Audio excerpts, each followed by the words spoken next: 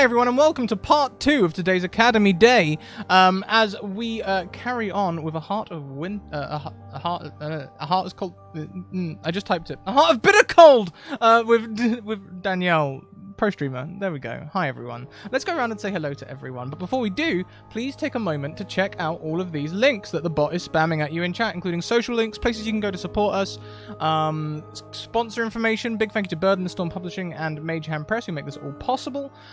Also, there's a whole bunch of websites where you can get 10 to 15% discount using our special codes.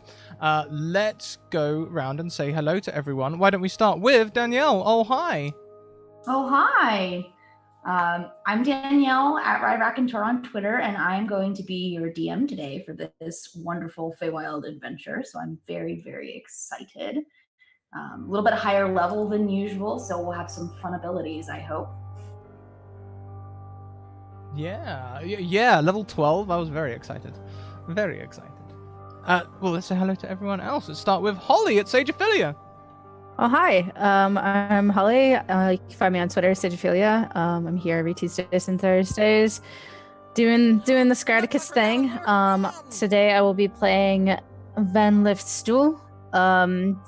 She is a Furlbog Death Cleric. I have been in love with Death Clerics for a very long time, but I haven't actually seen them played.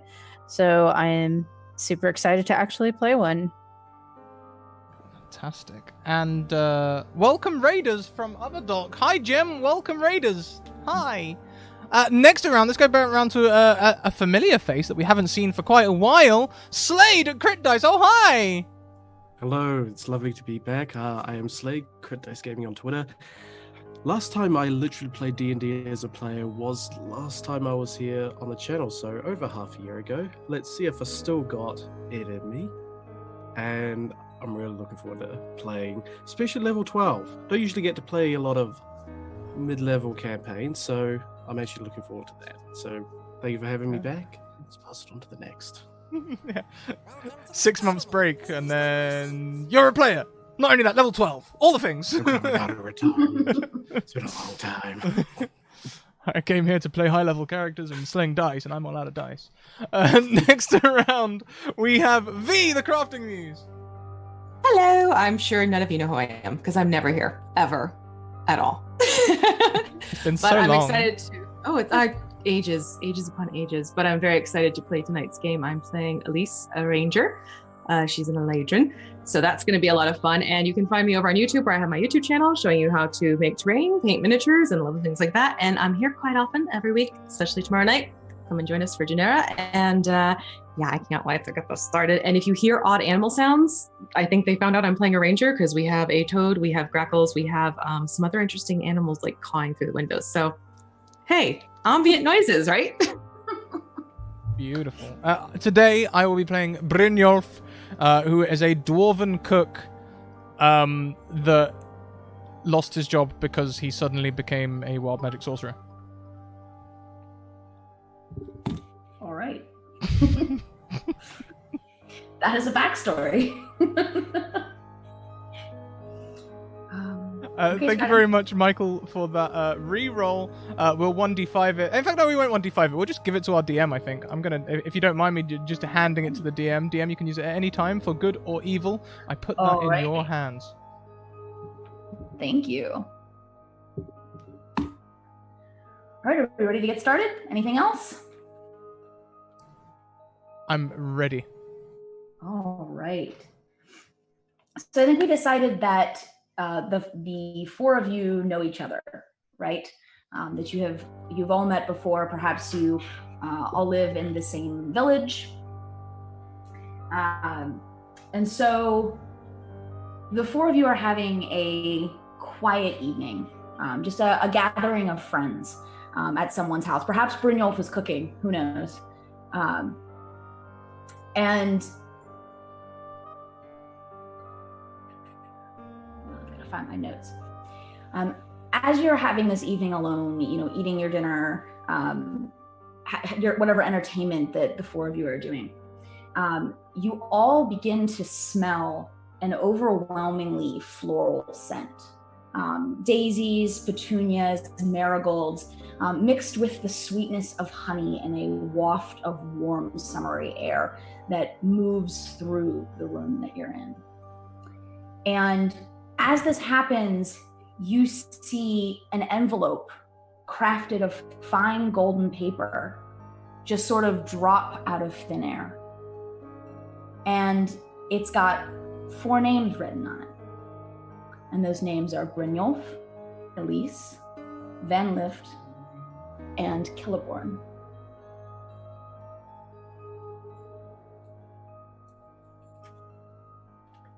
We're expecting something? I never get the mail. May I please open it? All yours, doll. I'm not touching something. It's got all our names on it. That's a little... You go ahead. Probably an invitation somewhere. Always so skeptical. Don't worry. It won't harm us. And he's going to take it and open said envelope and read. All right.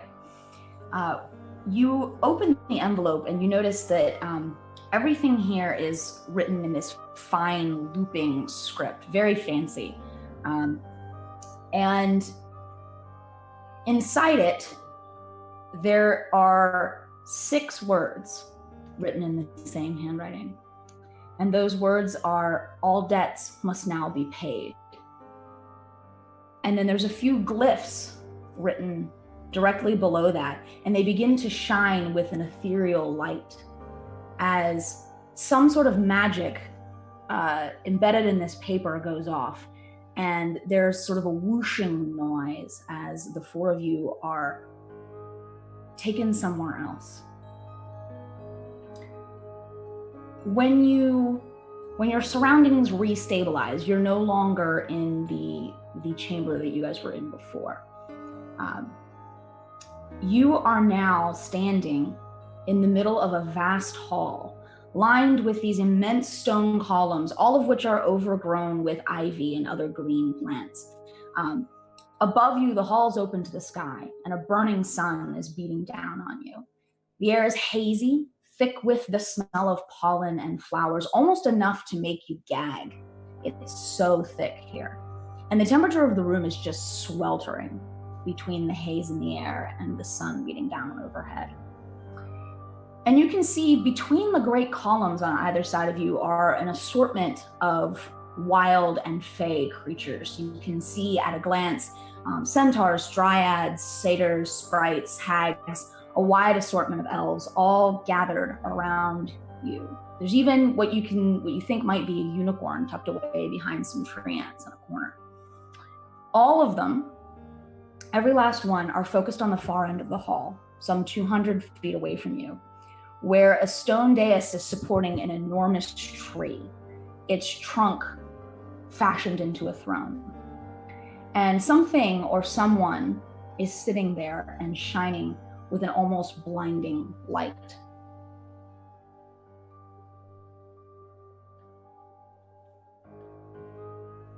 I can't believe you let me open this. That was all on you, doll. I told you I wanted nothing to do with that letter. It does seem to be an invitation, though.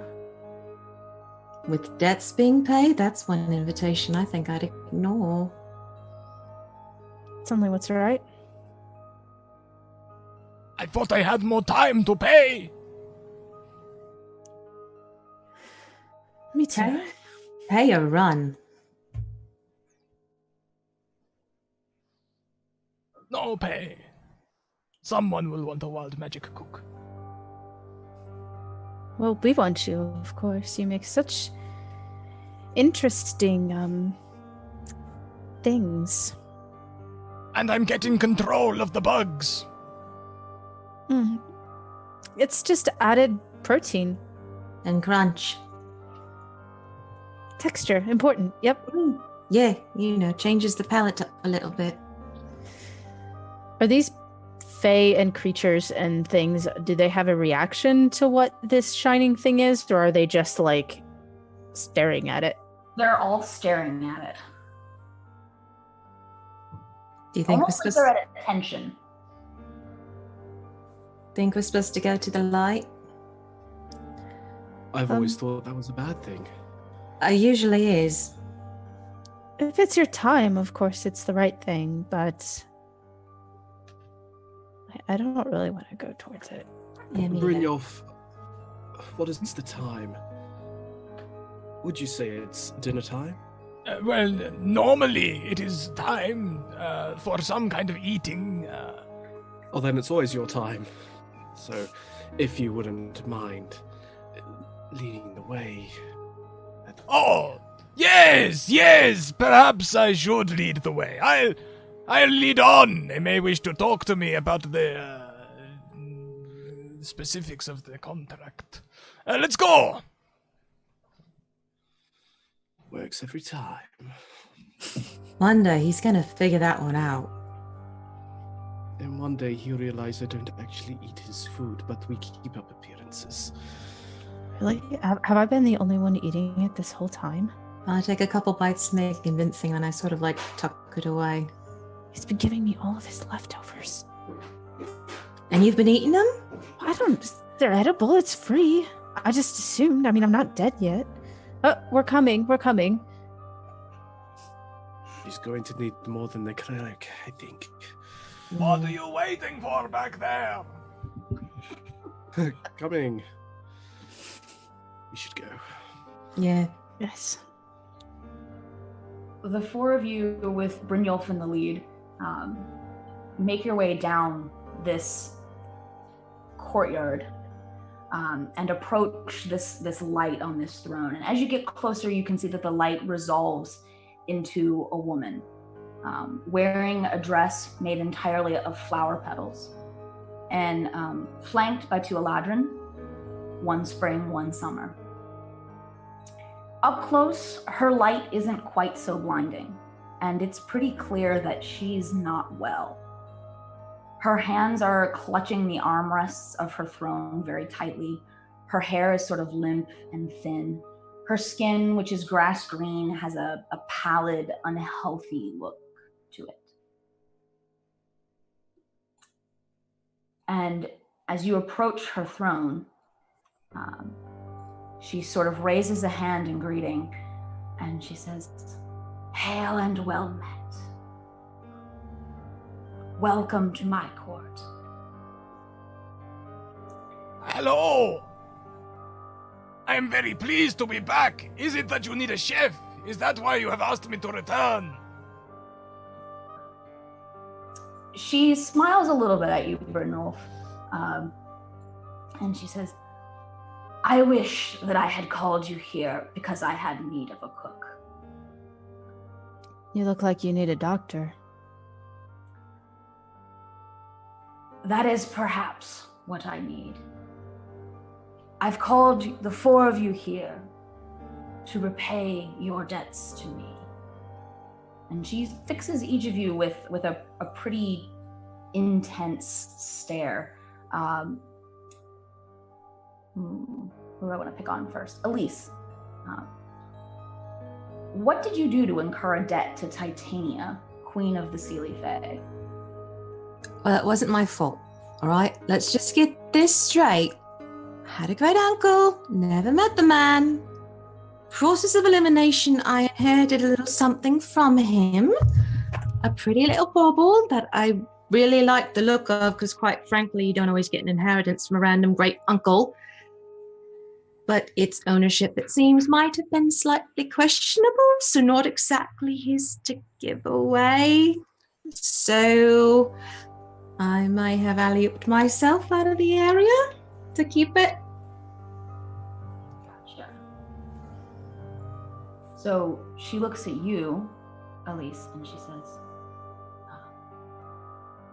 "You can repay a debt for things taken, or for," and she switches her gaze to you, Brynjolf, for mistakes made in my service.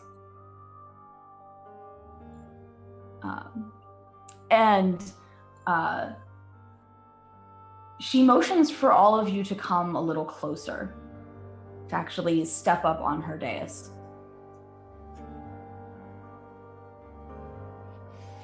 Well, I suppose we should go. Yeah, best not keep her waiting. And hardly refuse. What's the worst that can happen? She could kill us all, or enslave us, I guess. It depends on what your definition of the worst is, because enslavement, especially eternal enslavement, if you're the type to stick around a while, I mean, that might be worse. See, if that's the worst you can think of, let's go! Always the optimist, that one. Someone has to be, I suppose. Hmm. Go ahead and walk up.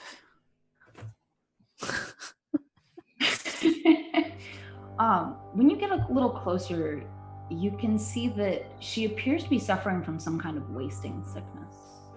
Almost as if the life and the vitality is being drained away from her. And she looks at the four of you and she says,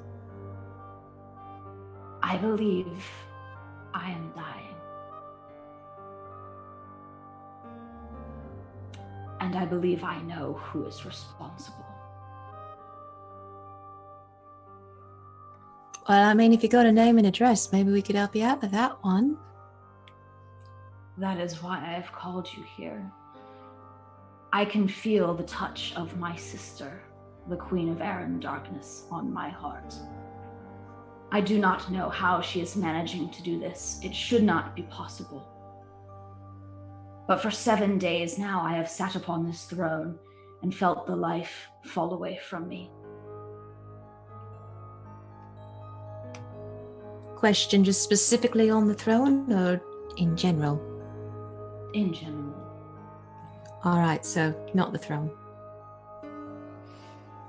A daily constitutional can really help get things moving. Brynjolf, do not think this has anything to do with my diet. All right. Have symptoms or just weakness? Is it fatigue? Or she kind of like starts peering and like inspecting like the fingernails and like the posture and You can make a medicine check if you like, since you're a little bit closer to her. yeah. What do my medicinal eyes see? This is the best it gets, guys. It's all downhill from here. Oh my goodness, yeah. I had the roll 20 out of my sight. Dang. Yeah. You are 100% sure that this is some kind of magical disease. You've never seen anything quite like it before, but there's nothing, you know, of no poison, nothing natural that could do this to a person. Most poisons would have killed someone by now. It almost seems like you don't think that whatever power is being taken from her is disappearing. It almost looks like it's being funneled away. That would be your best guess. It looks almost as if your predicament, your energy is being put somewhere else, like siphoned or drained to a different place. Is there a way to like track your magical signature? Well, I'm not sure if we could do that, but if it is my sister, and I am confident that that is so, my spies have notified me of her current location. She's been holed up and in her tower retreat for the last week. And what is it you want us to do with her? Capture? Or are you wanting a little something more permanent? I would like you to go and find out what it is that she is doing and stop it. So it's permission for, by any means necessary, stop it. Yes, of course. I would send my own forces, but with my magic disappearing and the recent losses we have suffered, I am not in a position to pick fights. Yes, I am sorry about that, but it passed the food safety checks. Would you like us to be under some sort of ruse? Is it a heavily guarded person? Should we be worried? Perhaps try some espionage. I do think that stealth might serve you well. From what I understand from my spies, she has locked herself up in the tower with very few of her forces around her. You should be able to sneak by.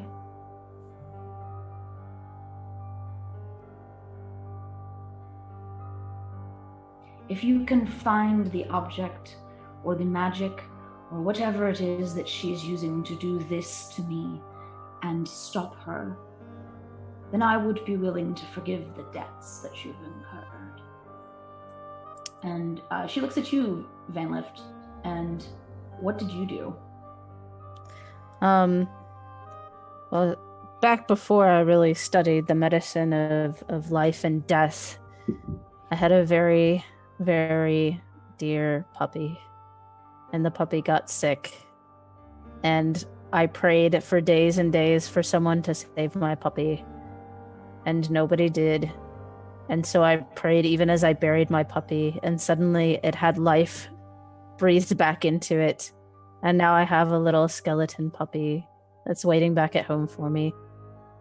And it's all thanks to Tanya that I have my poor puppy back. So she looks at you and she says, "A life for a life, We'll get it done." And Celeborn, what did you do? Being away at war for a long time, he wasn't able to provide for his family. And unfortunately, when plague comes and you don't know the cure for it, sometimes there's not enough time to do what is necessary. So in prayer, Celeborn's child is in a state of coma where she rests, and her life is being sustained by the Fey Queen so that he can find out how to save her. And she looks at you and she says, "Need I remind you that if I die, so does one you love dearly." You do not need to remind me. It will be done. Then we have an accord. And she raises a hand, and out of the massed Seelie Fae who are around her, a dryad steps forward. And this dryad is covered in a wild mane of leafy green hair, and she's gray-brown skin. And Titania says, "This is Ashea, one of my spies. Ashea can guide you to the Queen of Air and Darkness's tower, the Frost Spire."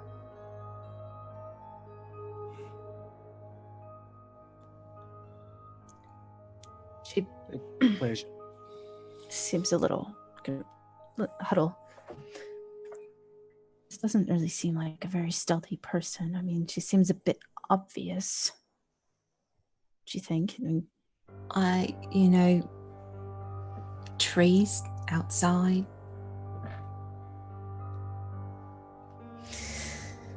Sure, yeah. It'll be great. Mhm. Why don't we? put a tablecloth over her if you are that worried? Why don't we try speaking to her? Perhaps she has some hidden talents. If the queen's life is on the line, I do not think she would deliberately bungle the job. She would only choose the best. Well, life or death, you'd hope so. He's actually making sense. All right. Well, I guess we're as prepared as we can be. Where did you get that? Put it down. You can't just pick up everything running around.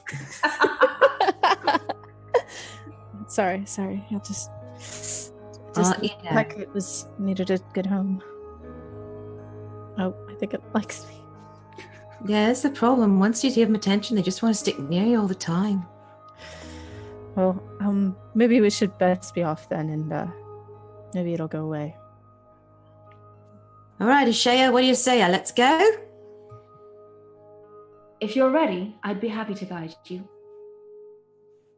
Yes, I have a number of plans for us to discuss on the road.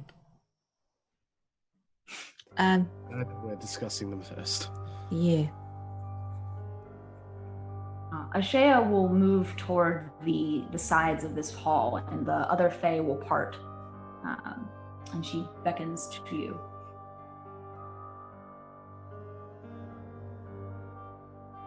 You've got a friend for life now. Let's go. The cat follows you. I think maybe it's a fey cat. I think it knows something. Maybe it could be our spy. You know, animals do come in quite handy sometimes. So yeah, we'll keep the little one. And Ashaya will guide you out of the Sealy court, out of this palace, and into the woods of the Feywild. And as she walks you through all of this, she says, space in the Feywild is strange and can be quite fluid sometimes. It is possible to take a great many shortcuts if one knows the way. I'm something of an expert in these matters. Oh, this is good to know. But we should discuss before we get there too quickly how we want to approach. Excellent. Stealthily. Well, Stealthily, right? there are many kinds of stealth. Number one, we put on guises. We can pretend to be inspectors, auditors of magical items. They'll lead us right to it. Number two, we are emissaries looking for new jobs. I am indeed looking for more work, and perhaps they have space in their kitchen. There's an element of truth there. I find the best roleplay when your acting comes from a place of truth. And number three, we go and tell this sister that we're not happy with the debts we made with the queen, and that we want out. And then, I don't know what that noise was, but it was very entertaining. The wildlife around here. Oh! The dog is very unhappy. It's a Feywild. There's always animals splitting about. Don't worry. So number three, we just go and tell them that we're unhappy with the debts we've made, get an audience with the princess, and then wild magic search. Well, I see a couple flaws. A couple?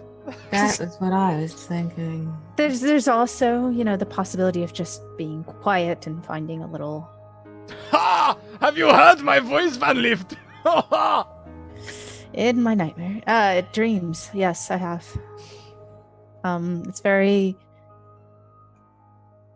You dream about him? God, only after a very rough night of drinking. But I think that yes, it would be.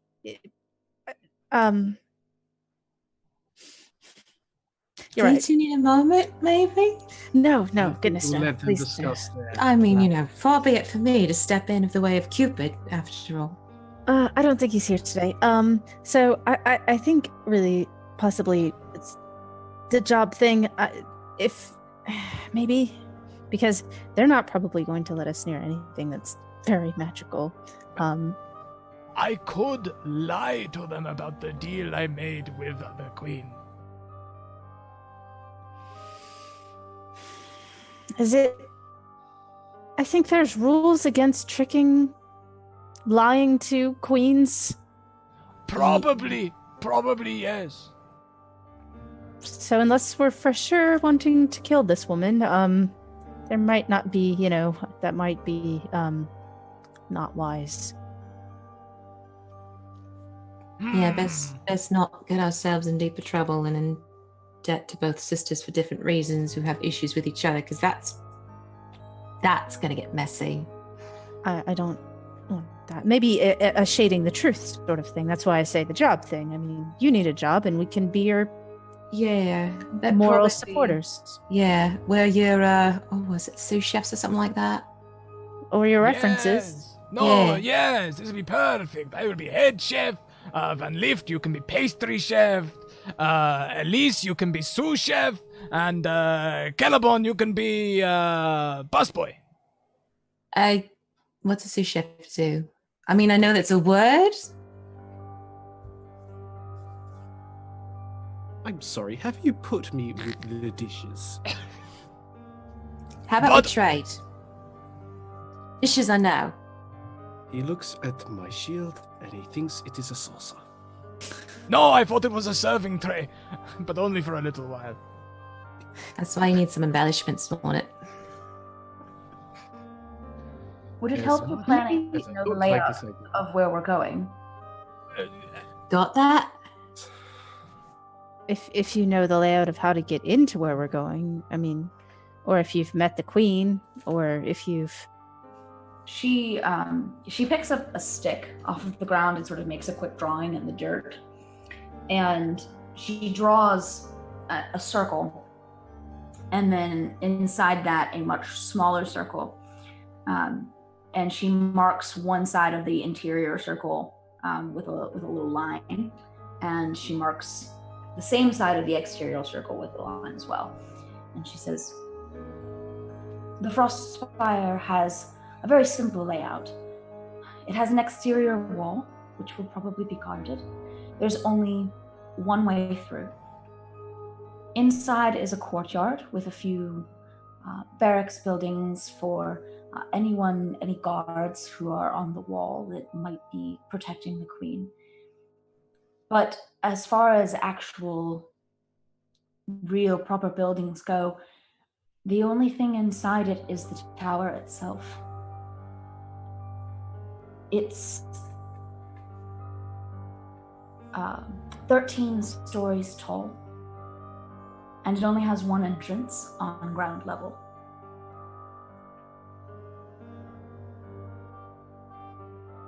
So basically, once you're in, you're in. Yes, very much. But once you want to get out, that's going to be the trick of it all. The last time I was there, it did not look like there were many people in residence, which is unusual. Normally the queen has her court, but there were very few guards on the wall. It This is was- unguarded. That This was doesn't sound right 4 at all. days ago. So she's working a skeleton crew and holed herself up in the tower. That is what it seemed to be from the outside, yes. well, with enough defenses inside in the tower, you don't really need a whole lot on the outside. If you're trapped once you get in, and the only way out is jumping out a window and fracturing your legs, and breaking your ribs and piercing your lungs with filling your cavities with blood, I could see where having actual people might not be necessary. Are you getting enough sunlight, darling? I have not been social for very many months now. Yeah, it's starting to show. The thing I like about you, Van Lift, is that you are always looking on the bright side. Yes, the best of sides, the bright one. I think we're supposed to whistle at this part. I'm not quite sure. Right. So, looking for jobs. Expertise cook with his supported staff. Ashaya, my dear, are you coming along in with us, or are you kind of going to stay out on the outskirts in the forest type of thing? I'll be staying at the outskirts of the forest. I am not built for a fight. Yeah, you don't exactly pass off as basil either. All right, so I guess lead the way. I am curious.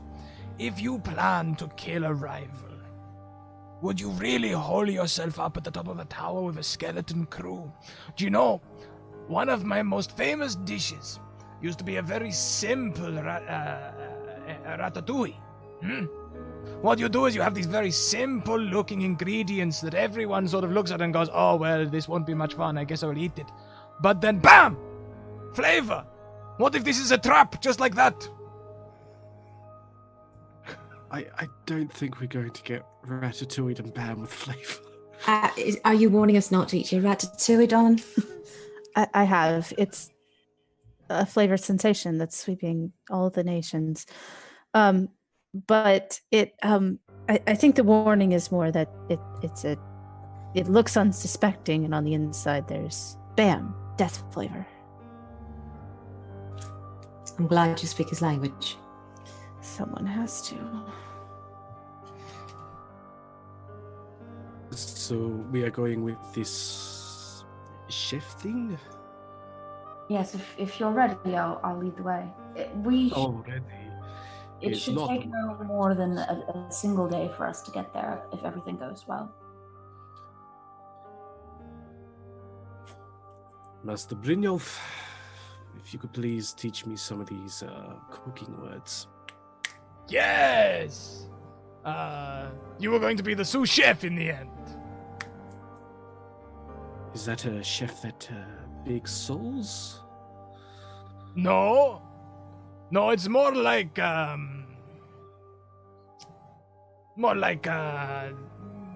head chef, that's me. Sort of you run the other things. So basically you just shout at people times a lot. That'll be very convincing. Let's see. Van Lift is going to be the pastry chef. So just constantly ask her how long her pastry's going to take and you will sound like a sous chef. How long are your pastries going to take? No, you said it too slow. That's not how a busy kitchen works. It's like you have to say, pastry, how long?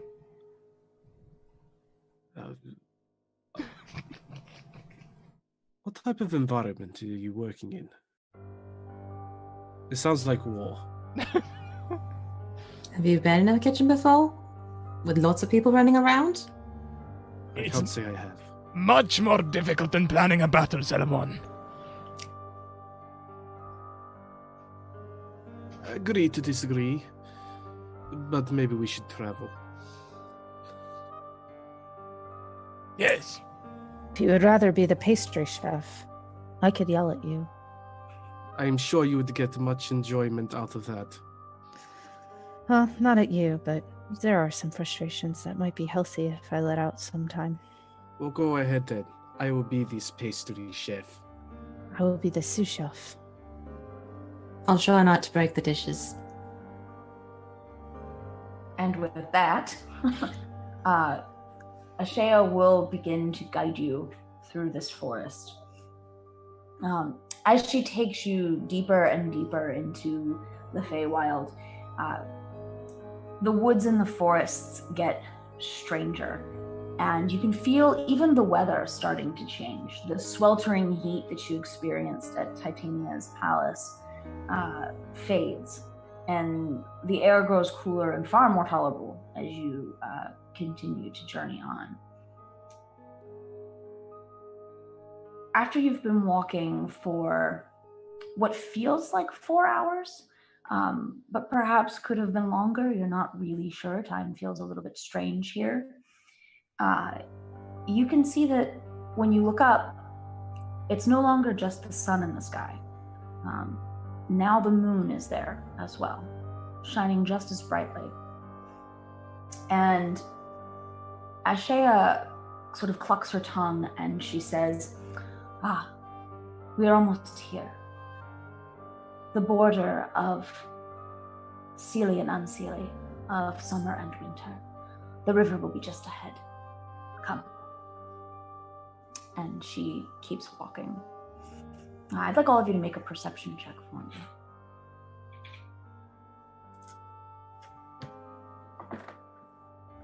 Dang! Look at you go! Wow! Okay. Oh gosh, I'm gonna be real bad at being sous chef. Karma is stacking. So Van Lift, you hear it first. The sound and the roar of a river up ahead of you.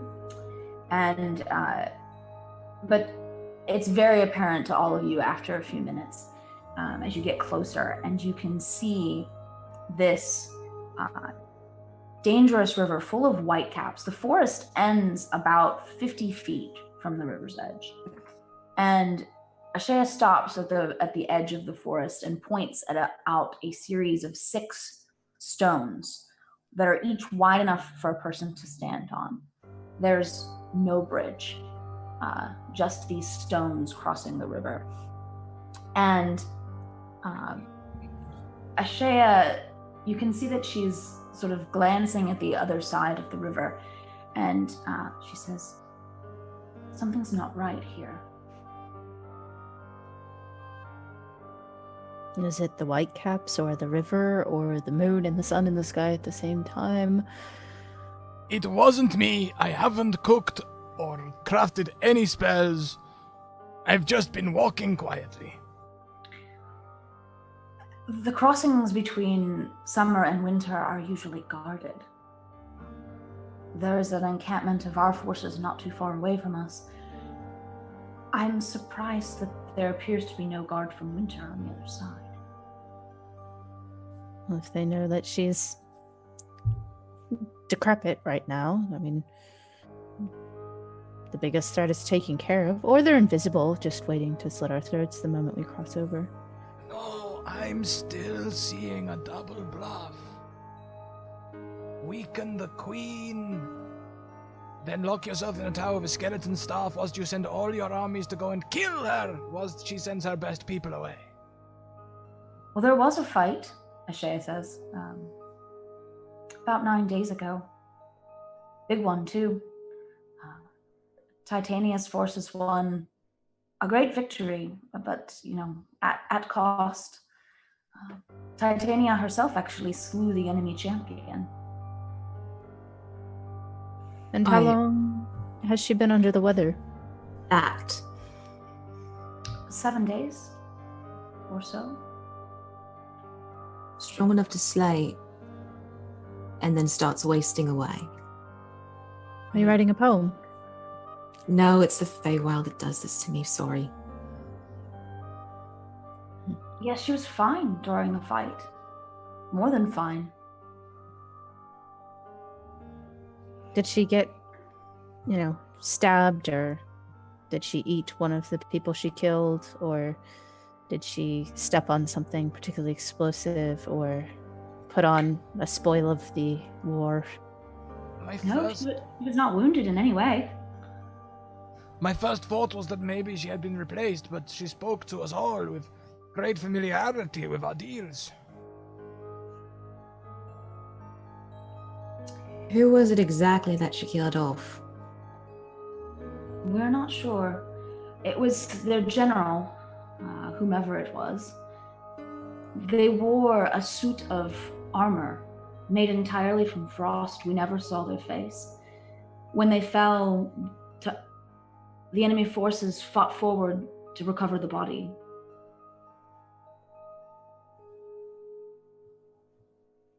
We never got a look. I don't know what could have happened, but I am very suspicious. Someone might be a little bitter if a certain general happened to be a certain queen's love interest too. Sous chef. Yeah. I don't want to be the sous chef anymore. Too bad. Well, it could have just been a son also, or a pet. Yeah, whoever the general was means something to her. Unless she was the general the whole time. Now, wouldn't that be an interesting one? This is a lot of bluffing going on. We used to just kill people. We can still do that. Elise and Celeborn. At this point, you hear a rustling noise in the woods on the opposite side of the river. The woods over there are autumnal. The leaves are all changing colors and falling. And you hear very, very, very faintly the sound of rustling as if footsteps are moving on the other side. And Van Lift,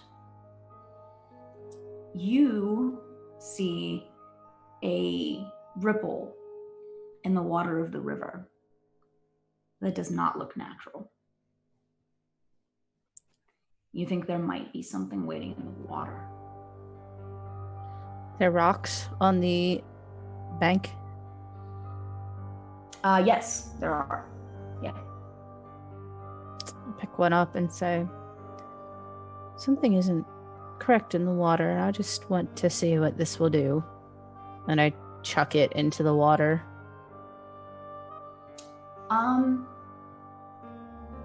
actually going to have you make an attack roll, but at disadvantage. Elise, do you hear that rustling? Oh, I heard that one for sure. I think there's more than 5 of us around here. Take out his trident. Yeah, bows drawn and ready.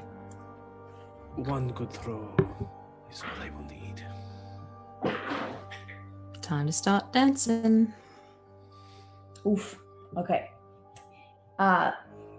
You toss your rock in, and it hits the water with a plop noise, and you see the ripples move out from it. Nothing overt happens, but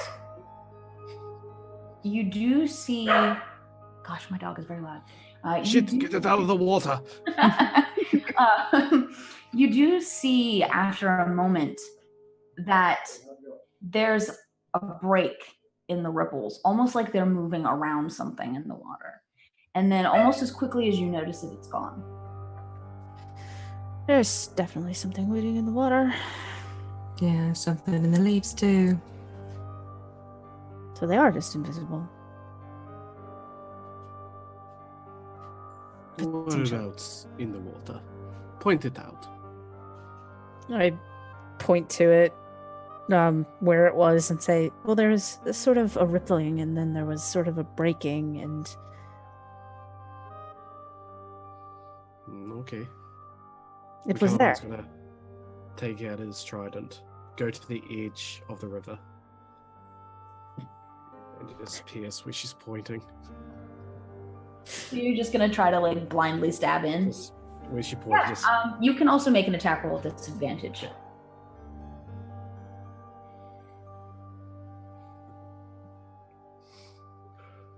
Oh, I'm getting fish. Well, you know, usually to like cook a dish to try a hand before getting the job. We brought it I've with heard us. of sushi. I've heard of sushi not cooking. Fresh fish. All right. Interesting. Okay. You feel your trident connect with something, even though you don't see anything in the water. And I need you to go ahead and roll damage. Oh, shoot. Oh, brutal 5.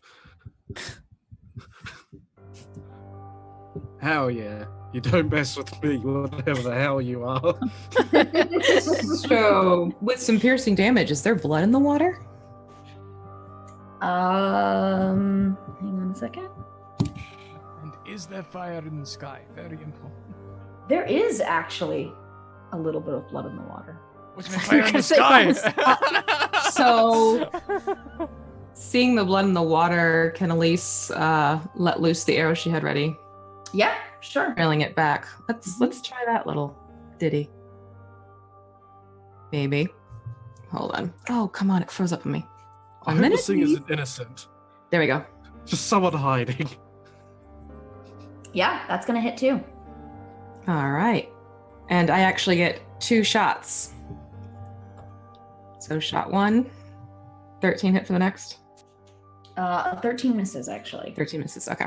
Yeah, so your second shot goes wide, but your first shot connects, and you hear a hiss of pain. The source of whatever is bleeding, and also, I guess, dragging your arrow with it now too, which makes it a little bit easier to see. goes to the other side of the river, and it's almost, you blink, and suddenly there's a very beautiful woman who sort of pulls herself out of the water only part way on the other side of the river as she pulls the arrow out of her side and drops it. And she has a very fey cast to her face, long ears. Her skin is pale blue, very close to the color of the water. And she looks at the four of you. She hasn't said anything yet, but she's watching all four of you very carefully. Looks like we found the god. Maybe. Vandit, hold my trident. If anyone asks, she did it. You're a sick pup. Can Elise start speaking to the other creature? I mean, being a Ladron. Sure. All right. Friend or foe? She looks at you and then she says, that depends on what you want to do. Look, I've been gone for a while, but things are a bit odd around here. What's happening? The borders of winter are closed. Why? At the Queen's command. Is the Queen in? She is in her castle. And are you one of the Queen's servants? I have an accord with the Queen. Right. Well, if we're looking to speak to Her Majesty, best way to get to her is to her tower then?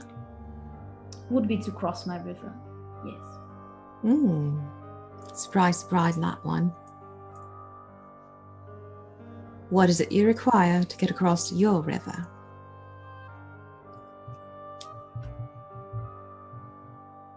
Well, I would be willing to take anything of value. She looks at you. A beautiful gem, perhaps.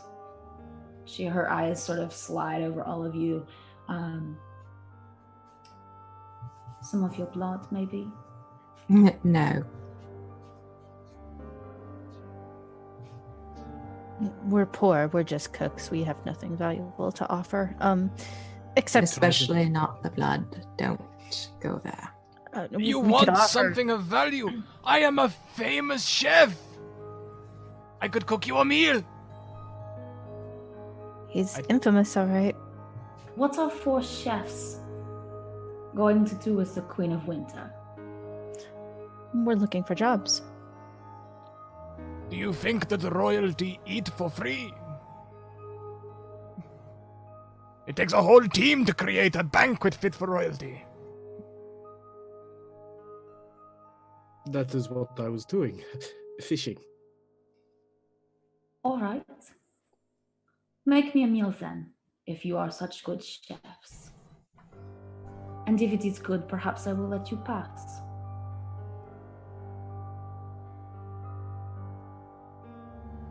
Gods above.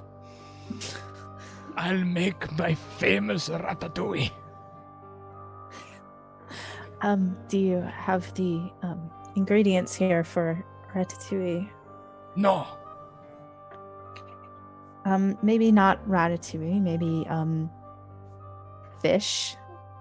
She's right there. She's a water thing. She's not a person. I could provide fish if you require fish for your meal. See, she seems most amenable. She sort of waves a hand, and 3 fish just flop out of the river at your feet. So when do I start yelling about pastries? Is that now, or Make a pastry. is it a fish pastry? Well, you could put the fish in the pie type of thing if you wanted to. Do people make fish pies? We don't exactly have a kitchen. Or an oven. No, for this we just set up a small fire. Maybe we relax, put on some nice music. I'll go I have take care of the fire. Yeah, I guess that's a first-person thing to do. I can play some bongos, I guess. Or Bongos. debone the fish, or I'm not really sure what you want me to do. You are the head chef after all. Sure, then why don't you debone some fish? This would be perfect. Are the fish still alive? They are still alive, yes. They're just sort of flopping, their gills opening and closing as they gasp for breath. Now make sure that you get rid of all of the guts as well. We do not want to serve any of that. It will smell. Yeah, that's great. You want me to do that part for you and you start the fire? I can make light. I can't really make fire. I'm more with things after they're dead or while they're dying to make them stop dying. But not so much in the business of, hack and slash and serve it up. Not so much. I can make them come back to life after they're dead. Hold on to that thought. Maybe. Okay. I like that. I could kill the whole river's worth of fish, but I don't think that would be helpful at all. I could poison the fish, but I don't think that would be helpful. Wait right there. You're prepping the fish. Okay.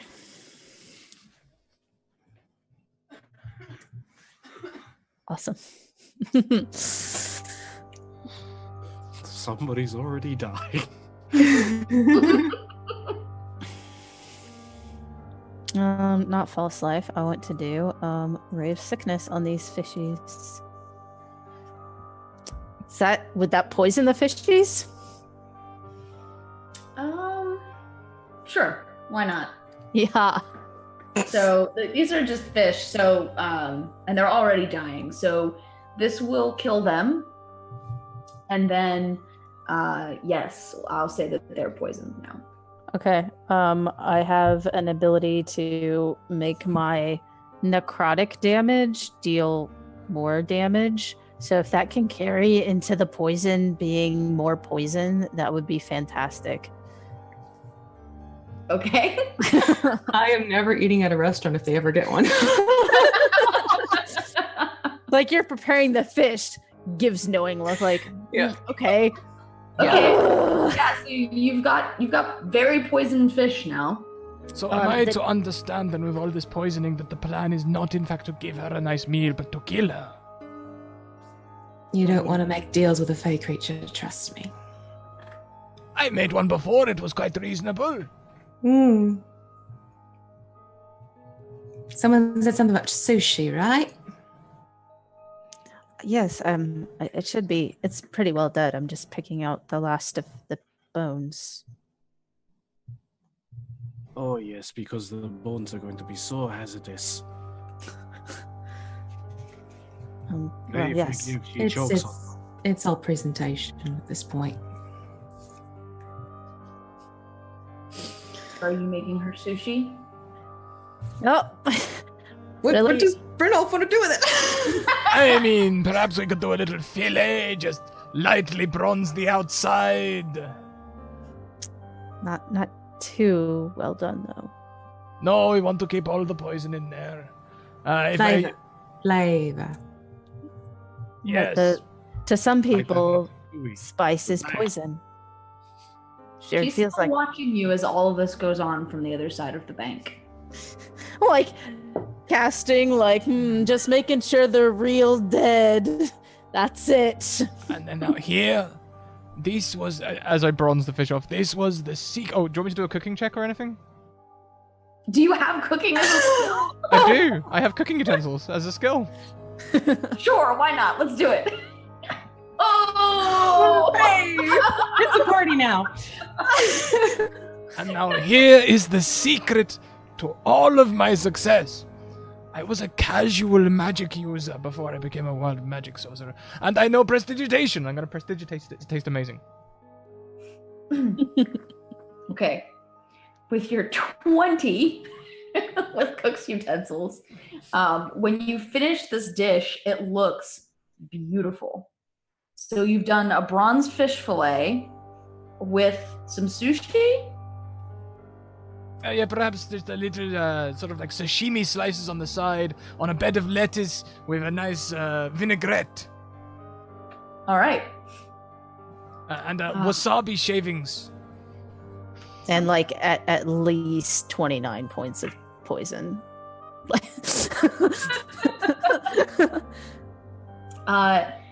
She comes closer when she sees that it's done.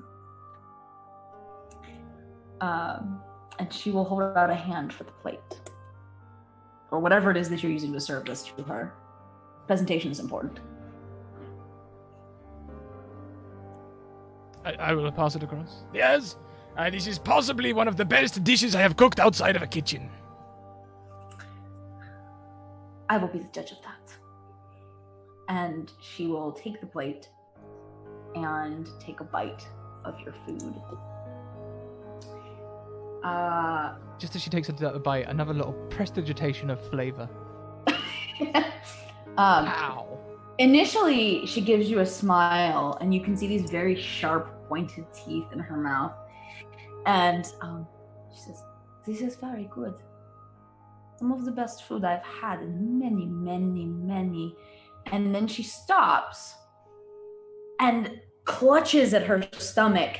Vanlith, go ahead and roll me 4d8. Okay. Covering for this. Ah, yes, that'll be the wasabi punch. All right. Make a deception check, Brinchel.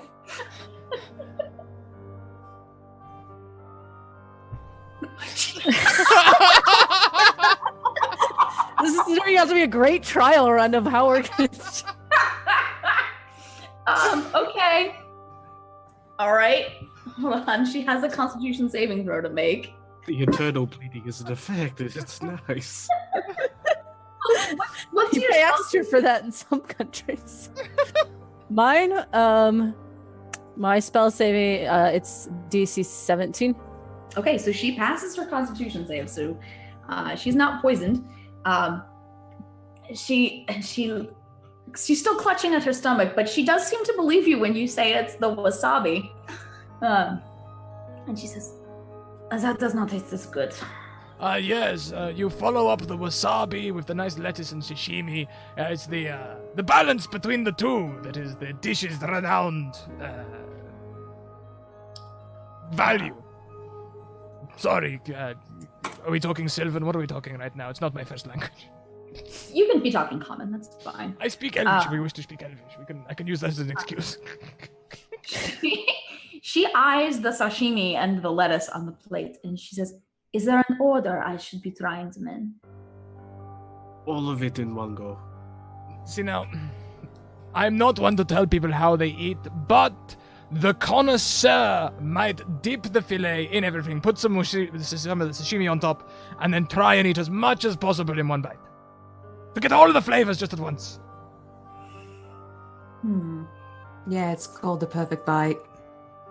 It's a She'll thing they do. reach out and grab some of the sashimi on the lettuce, and she will take another bite. You have convinced her. So, Vanlith, roll me 4 more d8. Lovely.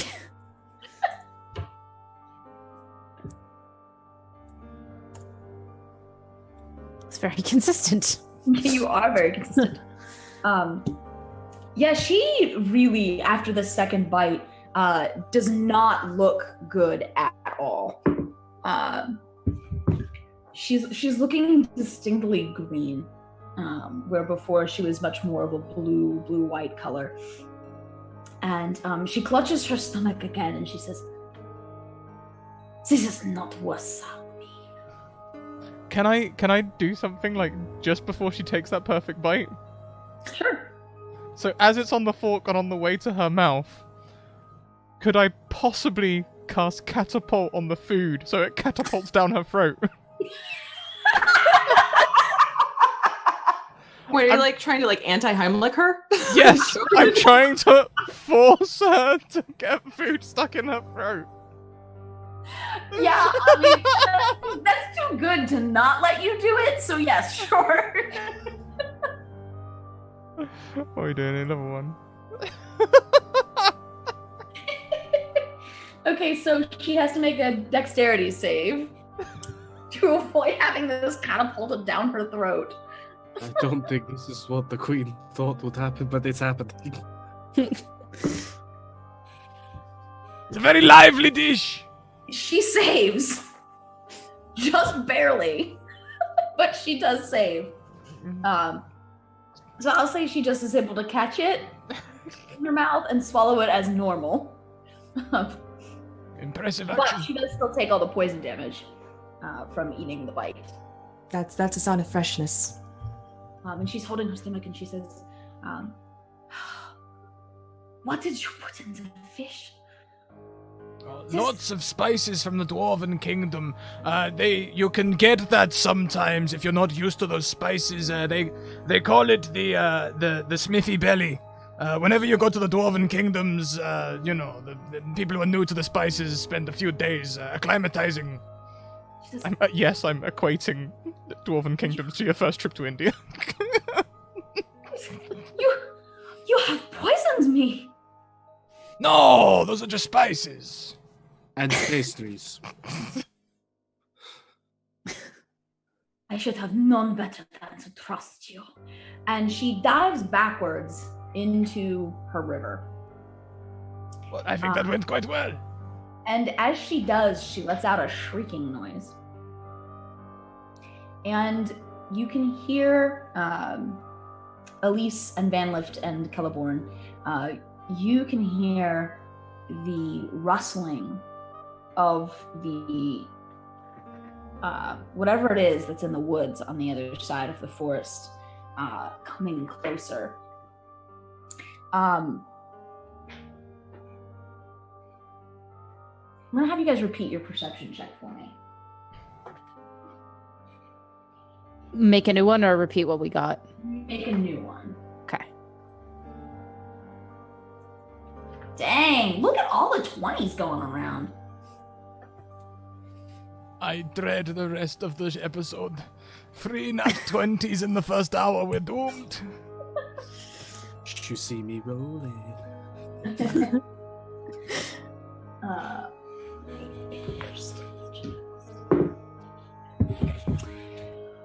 All right, so Vanlift and Celeborn, you see 3 women standing amidst the trees on the other side of the river, and their skin is a frosty blue.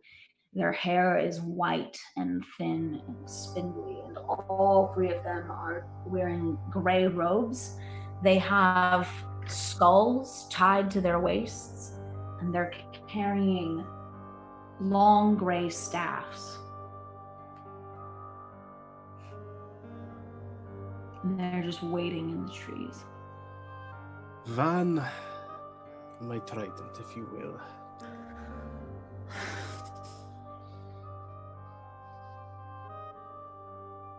Aquaman.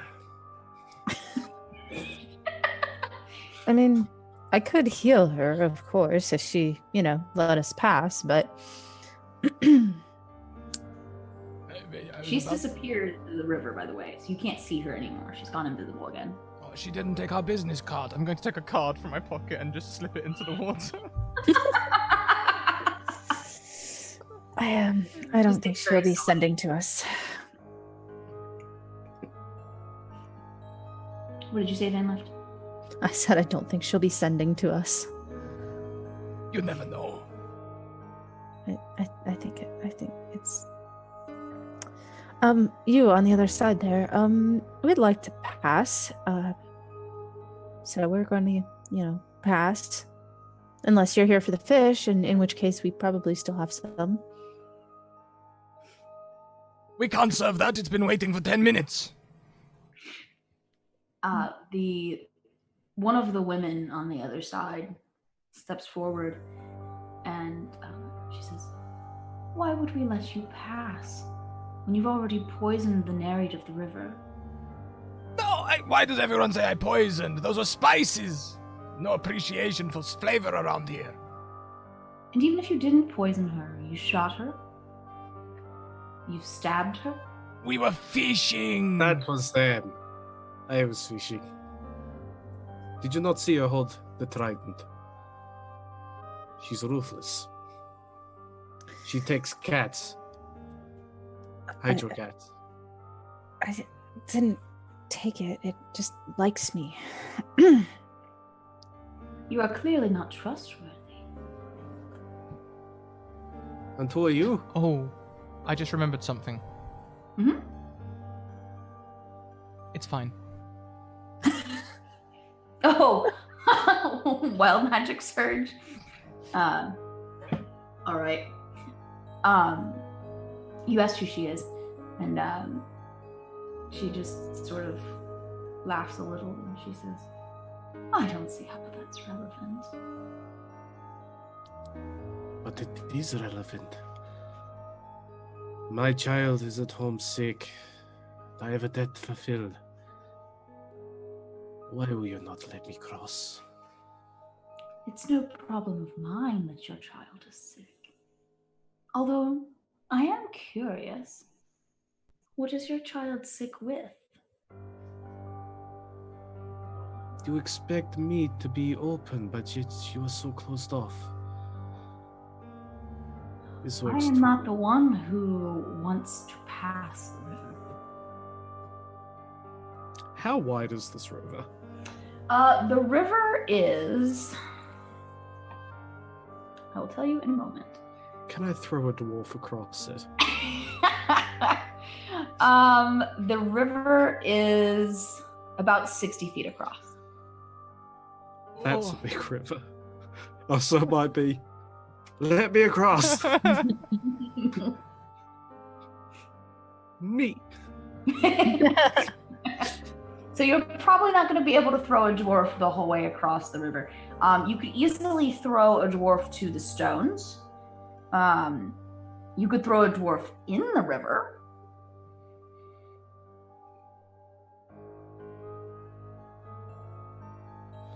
I wonder how This is- deep the river is.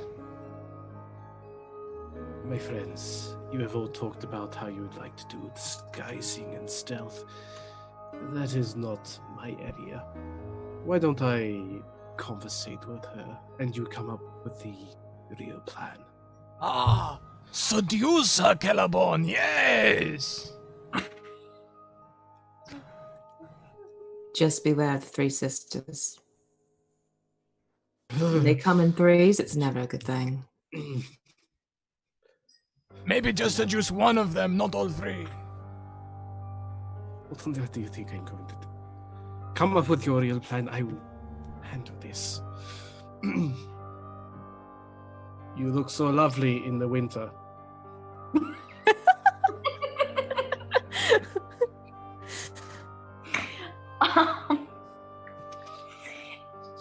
She just raises an eyebrow at you. Okay, Is group that huddle. an invitation? Would you not like to come over here where it is warmer? I have no desire to be where it is warm. Have you But ever tried it? come here. Oh, And perhaps we please. could discuss the passage of your friends and what that might entail. I'm going to need to multi-class into cleric after this. Please make a bridge. And I will come across and we will have conversation. Okay, while he's doing that, group huddle. How much damage do we think we can realistically do in one turn? I can hit all three of them at once. Things go my way. I was sort of fiddling with this new spell which makes things disintegrate. Seems quite effective. I could poison them all, but Disintegration, poison, hey. Gets the job done, doesn't it? Yes, the 3Ds, disintegration, poison, multi-targeting. Yeah. Intelligence was my dump stat, I'm sorry. Yes, quite. I was considering though, possibly keeping something on the back burner for perhaps a remove disease type spell for our brave warrior busboy. And actually, at this point, you see the woman. She takes her staff and she dips it in the water, and I'm looking for the right word here. A sheet of ice spreads out from the base of her staff, and it terminates at your feet, Celeborn. And she holds a hand out and she says, "Come visit me and my sisters, and we can discuss perhaps a way to cure your child." Guidance. Have fun. Don't. It's not like that. I won't watch. You need to watch. No. You can't leave me alone. Have fun. He'll be right over. Have fun. You're sending me over like a chicken. Okay. Into I'm the sorry, box. what?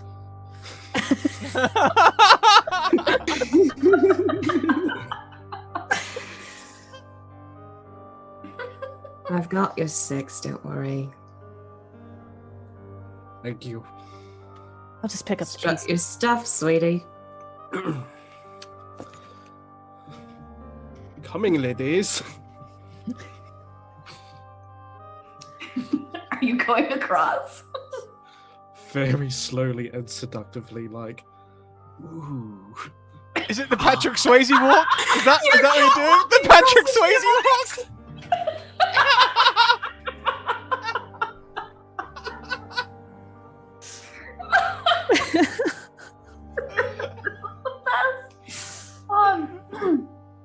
All right.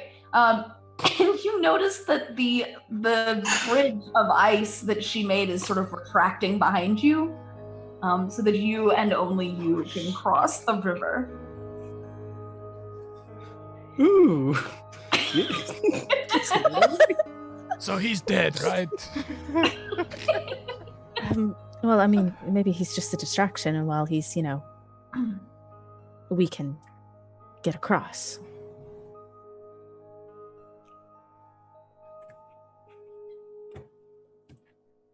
Fair. Just at least let us know when he's, to the 3/4 of the way there, ladies.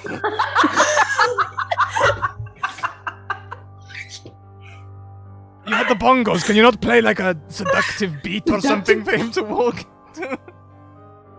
Bang the drum hardly.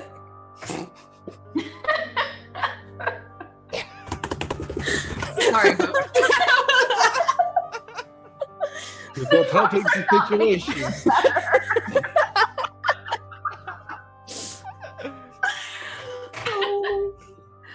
Just start a bongo drum roll when you're a third of the way across, and then just realize, oh God, why is this river so long? You reach the other side of the river. Shit. Ta-da! And now that you're a little closer, these women are not quite as attractive as they seemed on the other side of the river. If one of them wants towards you, remember to do the big Superman lift. They love that. I think she threw up 3 catfish over here. And the one that's been talking to you says, "Let's talk about your friends and what it would take to get them across the river as well." Oh, I see. So, it's not just me. So don't get me wrong, you are a very fine specimen. And the look in her eyes when she says that is distinctly predatory, and not in a fun way, and more of a hungry, eat you kind of way.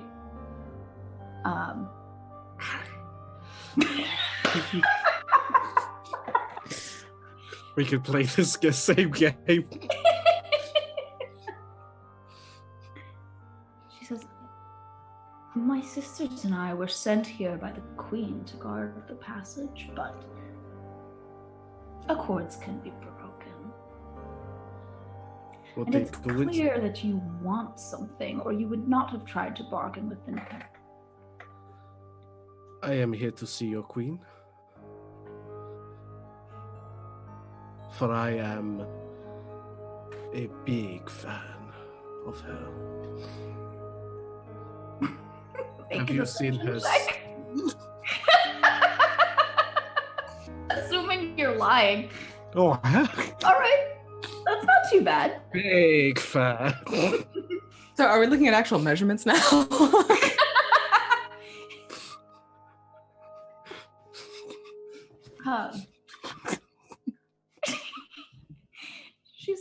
She says, really?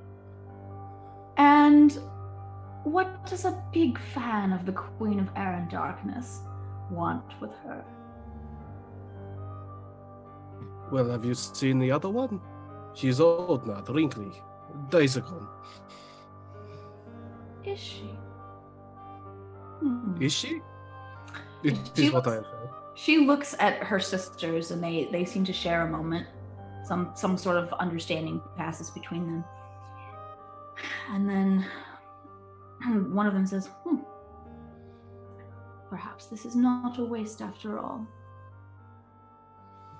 Thank you.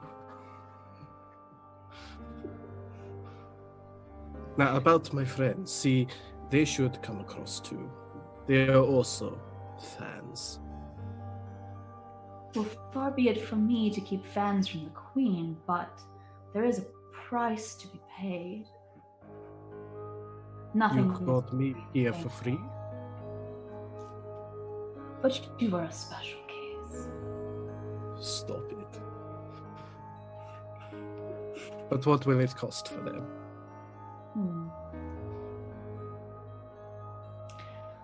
Well, you're muted, by the way. She says, I am not in need of anything specific at the moment, so perhaps, shall we call it a favor?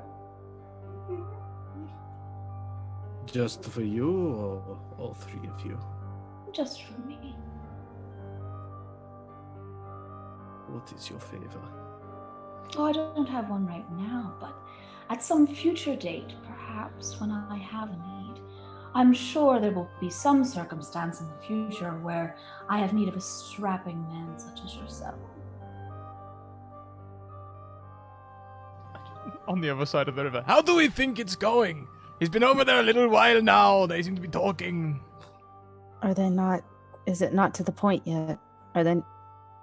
They haven't done anything yet, but No, they're still fully clothed, Van Lift. yeah, one of them's got a glint in her eye though. No.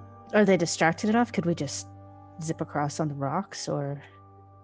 Well, I'm wondering, I mean, Elise, you have a bow and arrow. I can do long range magic. I mean, That's what I'm thinking. Pick them off from this side and then work our way over. especially if I sneak down the river a little bit, they might not be able to see me. Hit them in the back. Element of surprise. They are all very focused on Celeborn. Hell yeah. Oh yeah. Smooth jazz starts playing. Careless Jazz whispers. bongos. That's the smoothest of jazz only It's a needs thing. 2 notes.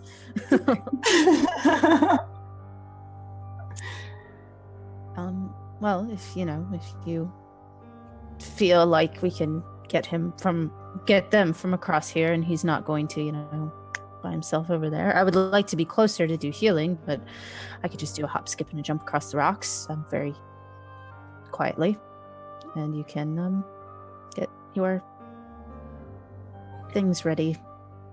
Give us a minute. We'll go down the river a little bit, then you can nip across the river, and when you get to the other bank, that's our signal. Okay. I punched my hand really hard. Oh no. So Elise and Brynjolf, you guys are moving down the river to get a better position. Mhm. And Van Lift, you're going to try to jump across the stones. Mm-hmm. Okay.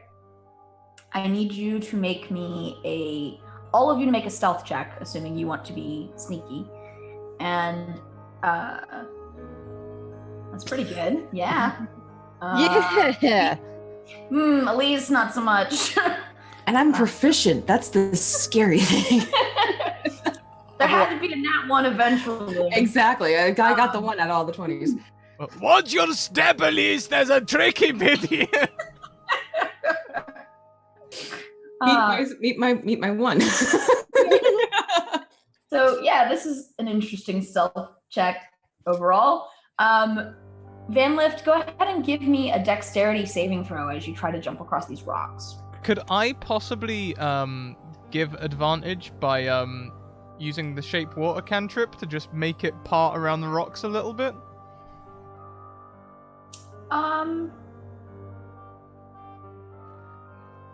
Sure. Yeah, I'll say you can keep some of the spray of the water back. That way it's not quite as slippery on the rocks as she's jumping. Without that, there's no even real need for a check, actually. Okay. It's more so just to get across. So, so thank you, Brynjolf. Got your back, Jack. Not being particularly quiet about it. You think you are, but you're making an awful lot of noise. I feel like I'm Scooby-Dooing across this. Yeah, very much. Maybe I'm not being super loud, but I'm being very obviously trying to be quiet. You're almost across. Very close. And on the other side, the woman looks at you. She's still looking at you, colorblind, and she says, "A favor is not much to ask." And you see her eyes slide over to where Van Lift is crossing the river. And she says,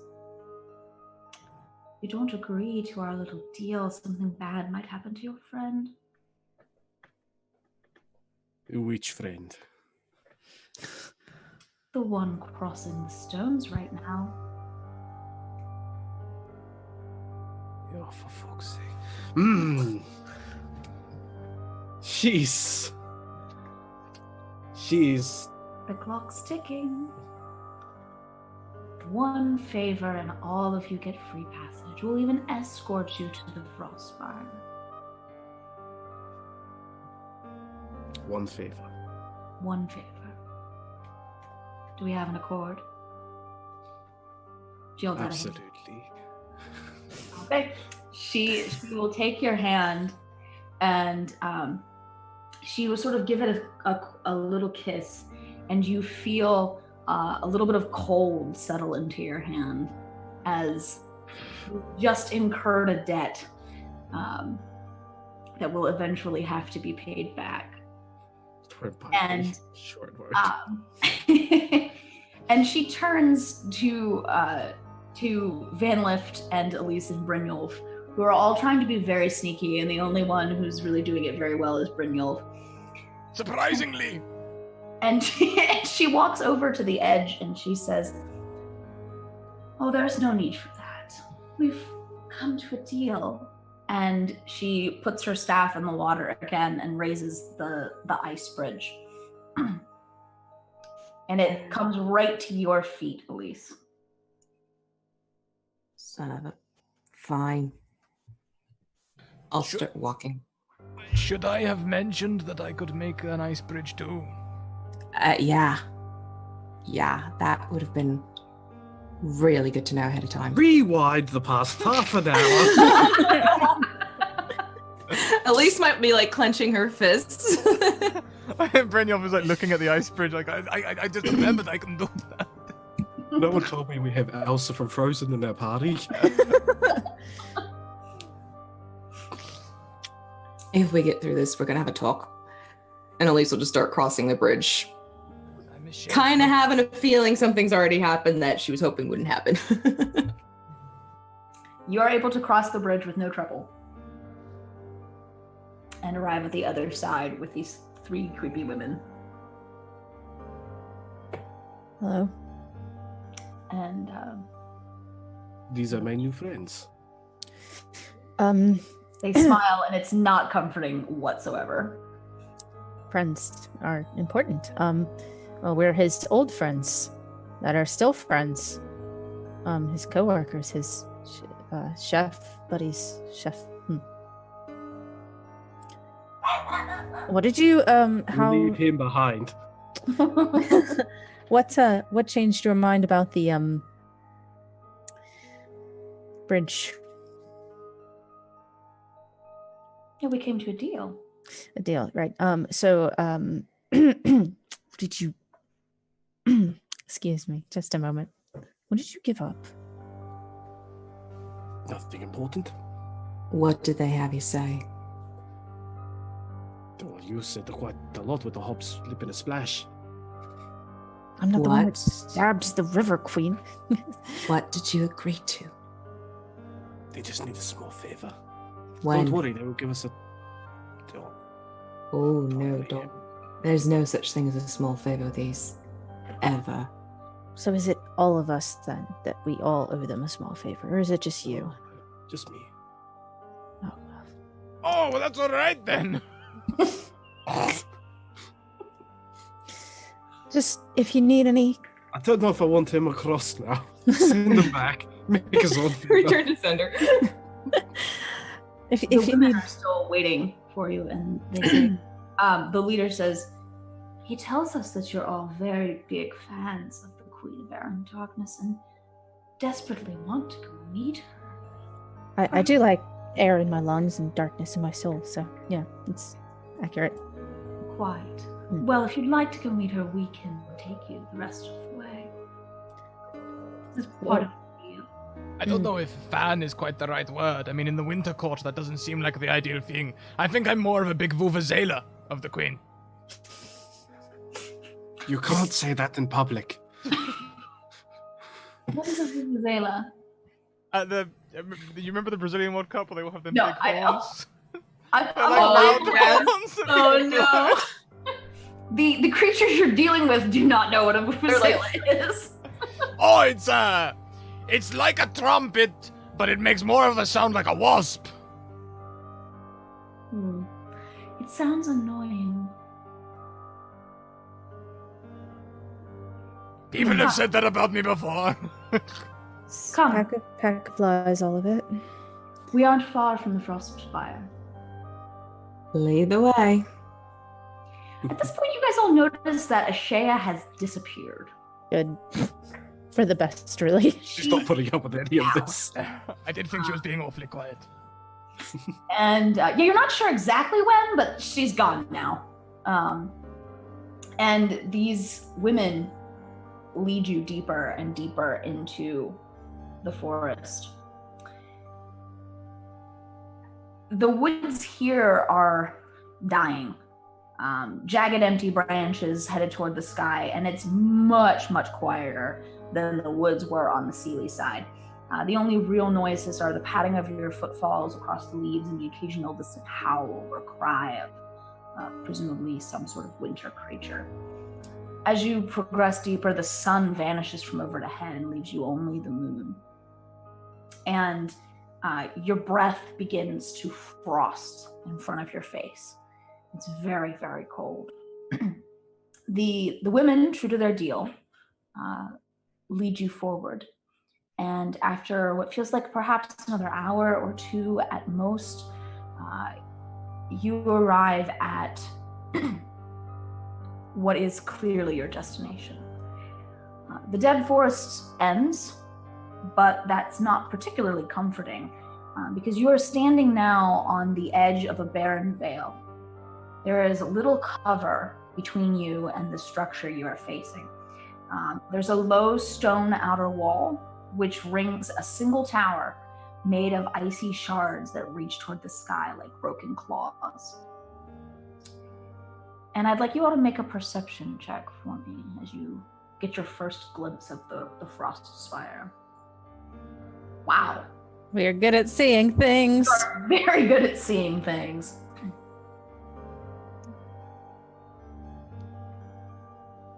Some of us are good at seeing things. Some of you are good at seeing things, yeah. From this distance, you can see that there is some movement on top of the walls. Not a lot, not as much as you would expect if whoever was here was expecting an attack. It looks like the movement is in two distinct groups going around the wall. You can also see a haunting ethereal light coming from the top of the tower, sort of shining out through the ice of its exterior. And the women who guided you here, they turn to the four of you and they say, "This is the Frost Spire. Our queen waits inside." Well, I've got to say, what gracious hosts you have been. I have not been escorted through a woods so efficiently with a, general pleasant chit-chat before. Thank you. Many thank yous. They just sort of incline their heads to you, Brynjolf, and they say, "Such flattery. You are welcome at the court of winter, sir." And they turn their gazes to you, Celeborn, and the leader says, "We'll be seeing you again." And they back into the forest.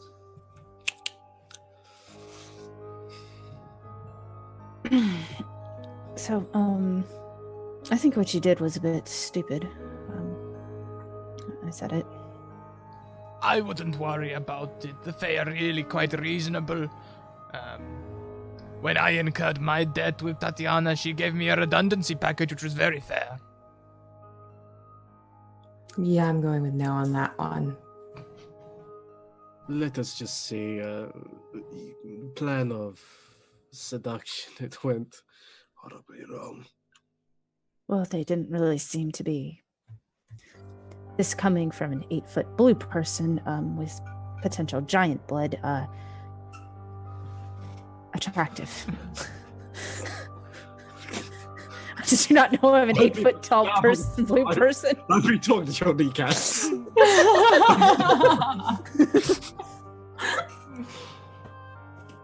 They didn't seem to be especially feminine beauties of renown. You tried to hop, skip, and jump. I have big hops. This makes the Brynjolf Van Lift ship even more interesting. How does it work? Oh god, it's like those basketball players and the itty-bitty cheerleaders. Alright, should we go a knocking? Got nothing more to lose. Yes, if you like, I can do the talking. Well, it'll make for an interesting conversation. It's that Fey rhyming again. We'll be poets by the end. I would like to go and take the knocker and give it a big knock. So you're just gonna walk right up to the walls? But I'm hoping there's a door with the knocker on.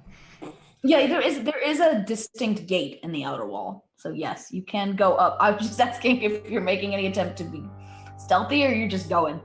No, our stealth is in our subterfuge. Okay.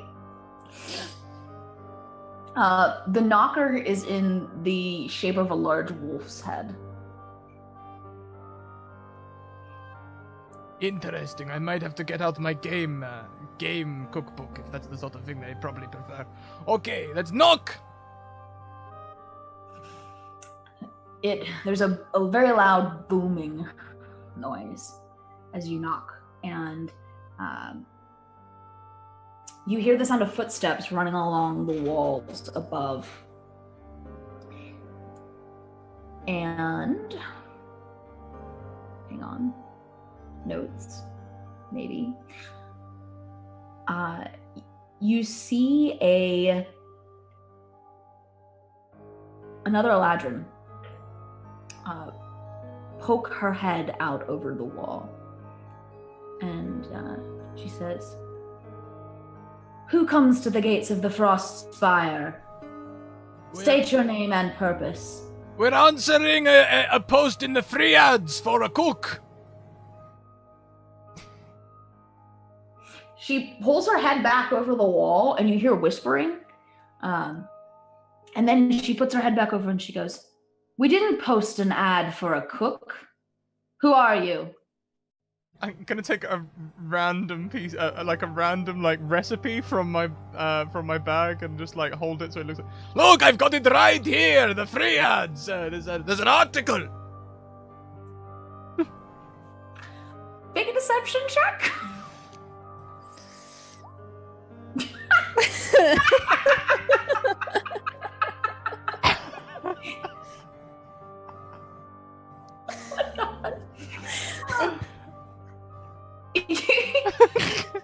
You distinctly hear the woman say to someone else who's up on the wall, "Did our queen place an ad for a cook?" And the other one says, "Who knows? She does what she wants." And the head comes back over the wall of the woman, and she says, "What are your qualifications?"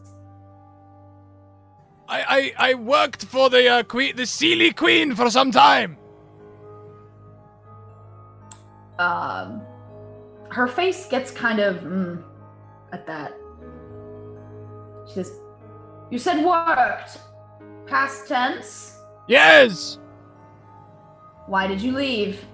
They had no more room in the kitchen, and they gave me the most unfair redundancy package. And I look back at my party and wink. I'm the redundancy package. "And who are the other three?" My sous chef, my pastry chef, and the best busboy you've ever seen.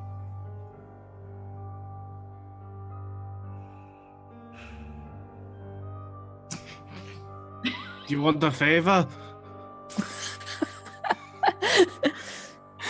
I'm feeling Elise would kind of bump him really hard before he can get the word out.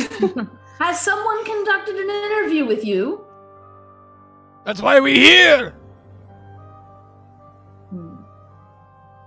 I said, can't we use a cantrip interview? But they said no. You hear another more muttered talking as they're trying to sort out what the heck to do with you. And then the head reappears and says, "We're going to open the gates now. If you have any weapons, please drop them on the ground." No, I don't have any weapons. All I have is weapons. I mean, I literally have a sickle for gathering herbs and a paring knife. Do you think? Look, it's massive. I mean, it's technically a fork. Yeah, I mean, if the queen is big enough. It's a fishing implement. I've heard of ones that can control fish, so maybe claim that it's magical and that's how we get fish. Using my knives. Mm-hmm. They're just... Yep. Tools of the trade. So what you're saying is, we don't have any weapons. We don't. Everything's used to help with the cooking. It would be weird if we had it would be weird if we had weapons anyway. This is probably a test. I mean, I have a big plate, gestures to shield. We'll be... Serving and Serving tray. She'll hold up her bow. Cheese slicer. And this light crossbow. Deboner. Oh, good one.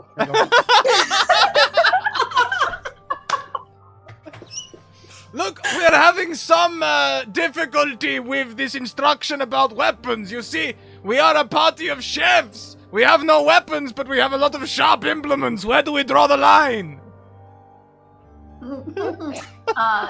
She thinks about it for a moment and then she says, any blade larger than 2 feet. Okay, well, that's me covered. I'm good. I'm fine. Are we now doing the thing like people do at airports? It's the GSA of the Feywild.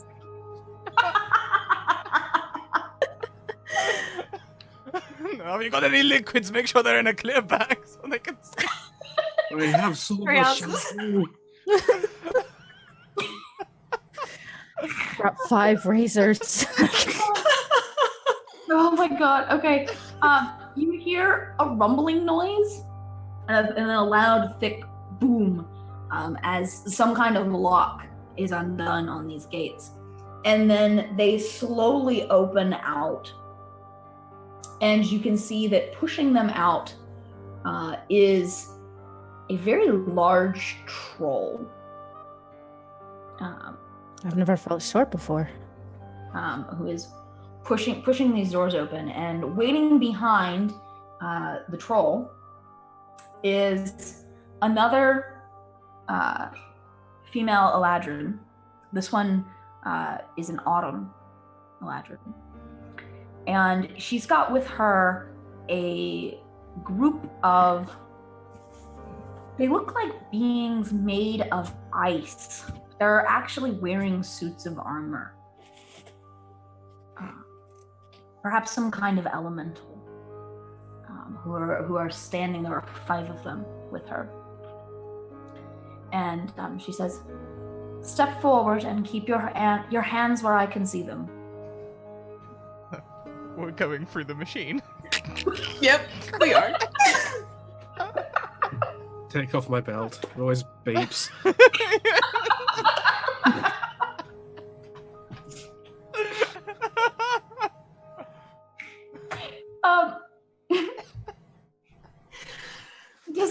I have a question. Does anyone have any magic items that deal like fire damage or anything like that? I don't know what you're describing would be a useful item. I don't have any of those. No. I got a smile that warms the hearts. A physical item? No. Okay, cool. She pulls out a wand and starts to wand you. Oh my god. I'm going to get asked to go for a random search. Happens every time. She's checking you for particularly dangerous magic items, and she does this to all 4 of you. And then she's done. When she's done, she has none. It doesn't go off ever, and so she says, "All right. Well, you don't seem to be hiding any secrets. Did your interviewer say who your next interview is with?" We went through 3 ladies. Yes, but we were supposed to speak with the person in charge of catering and magical items. Well, the head of our kitchen is currently elsewhere. Ah. This happened with the last job. The Queen has sent many of her couriers away. What about the ambassador? Is it the same person, catering and magical items? Because... we have no head of magical items. I'm not sure who gave you that information. It was a bit of a weird phone call, I'll admit. This is the winter court, right? Because I'm pulling out an address book. She sort of looks over her shoulder at the giant tower made of ice. And she looks back at at you. There's and not a says- frost fire in another court. he says, Looking a bit spring, if anything. this is definitely the winter court. Well, maybe. I mean, the voice of the people, we could cook and you all could try it and maybe a very informal interview, but, you know, democracy and the vote of the people. Well, I suppose that would be fine, and perhaps we can even get the queen to come down from her tower. Well, I mean, the whole idea was to make sure the queen had a new cook, so I'm assuming the queen definitely would want to sample the test run. She will start walking toward the tower across the courtyard, and she motions for you to follow her. From the inside, you can see that this single entrance to the tower is frosted shut, just covered in a layer of ice. And when this Eladrin walks over, she just lays a hand on the tower, and the frost peels back, almost like it knows her, and reveals the door, which she pushes open for you. And she says, the kitchens are on the 3rd floor. You may use anything you find there to prepare your meal. And when you are ready, send someone down here to fetch us. I will leave the door unlocked for you. How many, what is the serving number? How many guests are we cooking for? Set the table for 3. For 3.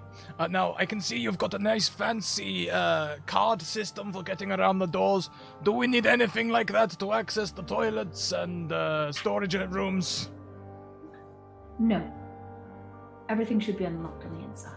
At least everything that you need access to. Of course! Thank you for your, showing us where everything is. I look forward to the meal. It had better Merry be good. Christmas.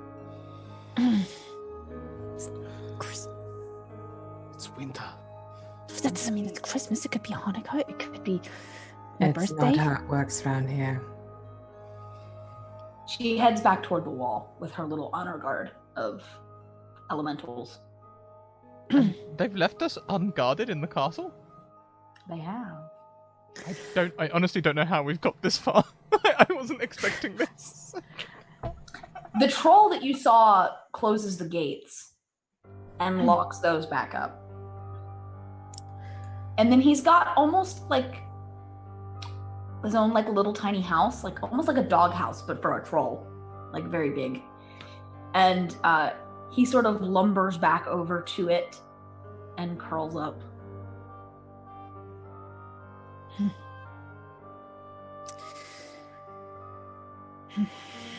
It actually worked. Yeah. So, do we actually want to try and like cook something up for this crew? Maybe a little extra spices, or do we want to try and get to the queen herself? Well, aren't we supposed to be finding a magical item? Maybe one of us could sneak off and find the item while the rest of us distracts the entire castle by cooking a nice spell. I agree. And I would happily volunteer Van. Or we could similarly distract by having a big argument with the current catering staff. But they're not here. They're in the other castle. How far's the other castle? I don't know. Shout at them from the windows. That would be a nightmare if we went through all of these levels of development just to find out we're in the wrong castle. That would be a massive troll. It would go down in the gaming industry history for years.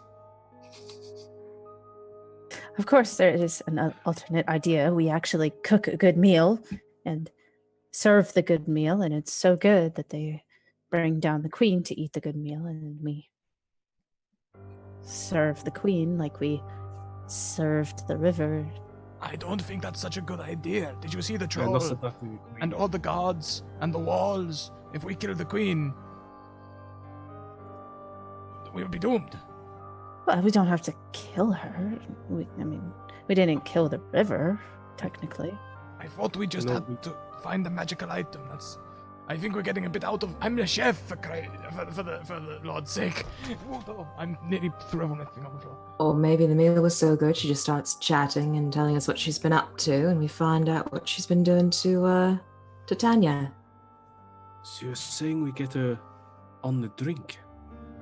Or we just get her down here for a meal, and then Celeborn can use his hips again. He had a very seductive walk. It was a sight.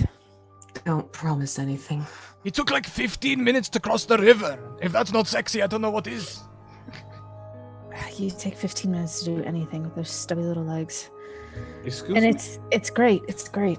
Not you. You're fine. Stop. I'm You going have to n- the kitchen. Go. That's fine. You talk about your own legs. I think we've hit a sensitive spot. Come on, let's not have dissension now. Stubby legs. We have to work together. 'Cause the queen's about to get served. Okay. Am I sneaking around and trying to find something, or am I screaming at the pastry chef? Group decision. I can scream at the pastry chef if need be. Oh, everyone scream at the pastry chef. I think maybe our busboy could sneak around better. I mean, I'm not exactly subtle. I could even try and blend a little bit, I suppose. Look for anything dazzling and full of life-sucking. Right, glowing, sucking life out of things. Do you want a Aside- disguise? I can help with that.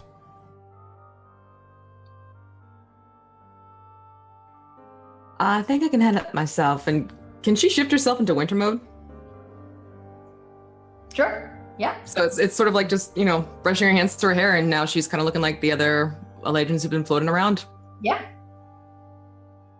Absolutely. So, and like Brynjolf has turned around with an apron and a recipe list. You don't want an apron and some ingredients that I could have sent you to look for? Oh no, I'm lost. Is this not the way to the ingredients cupboard? The RFID card didn't work. I'll say you sent me on a special errand for something. I don't think the list is needed, but I will keep it in mind.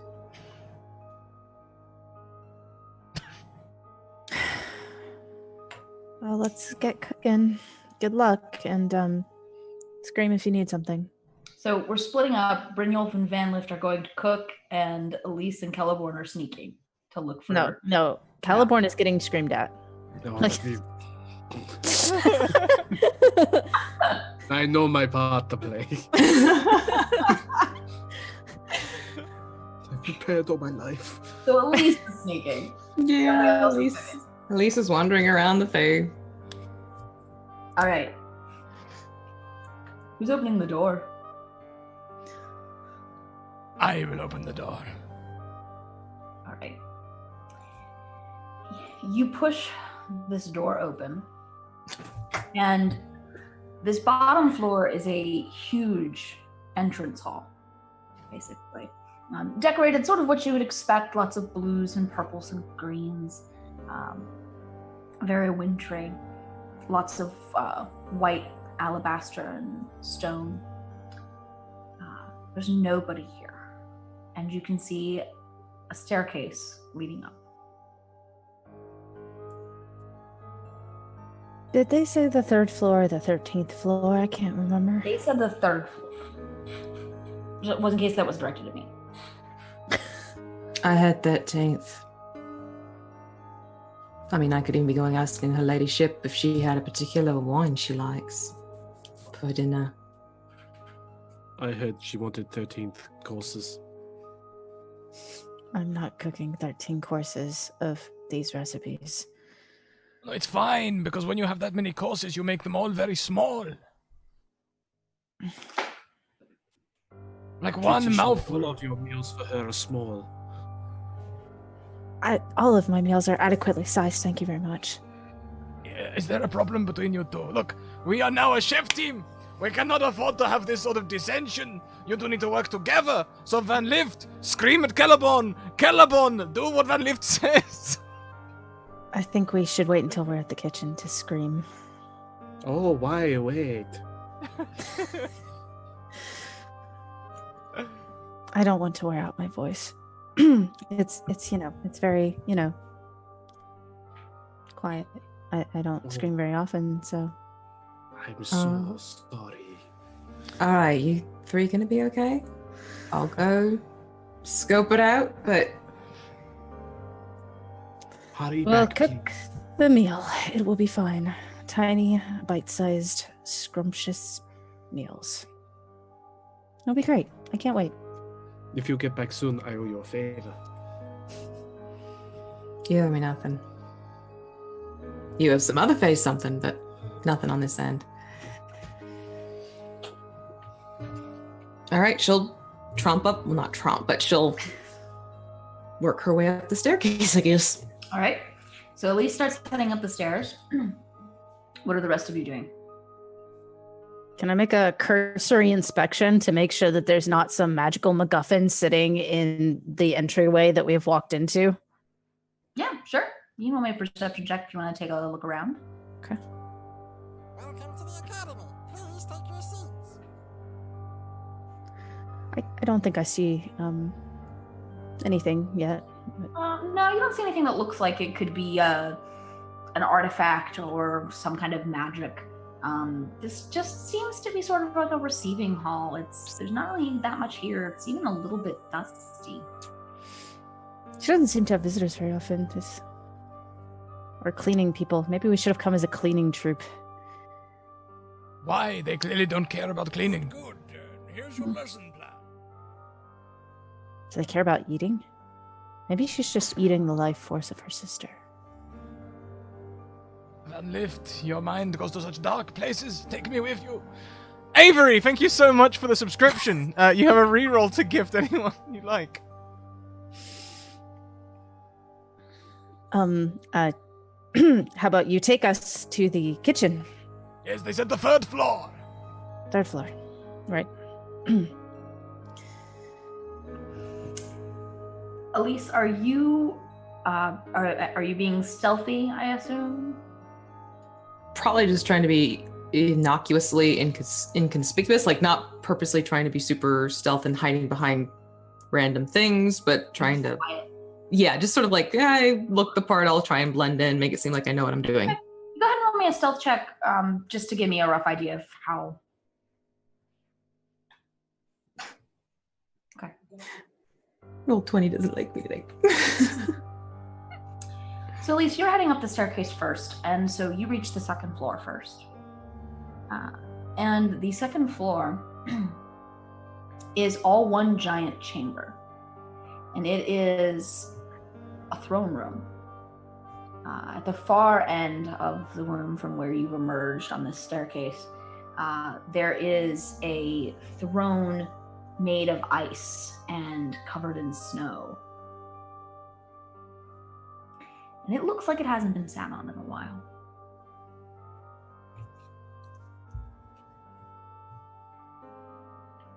The staircase continues up.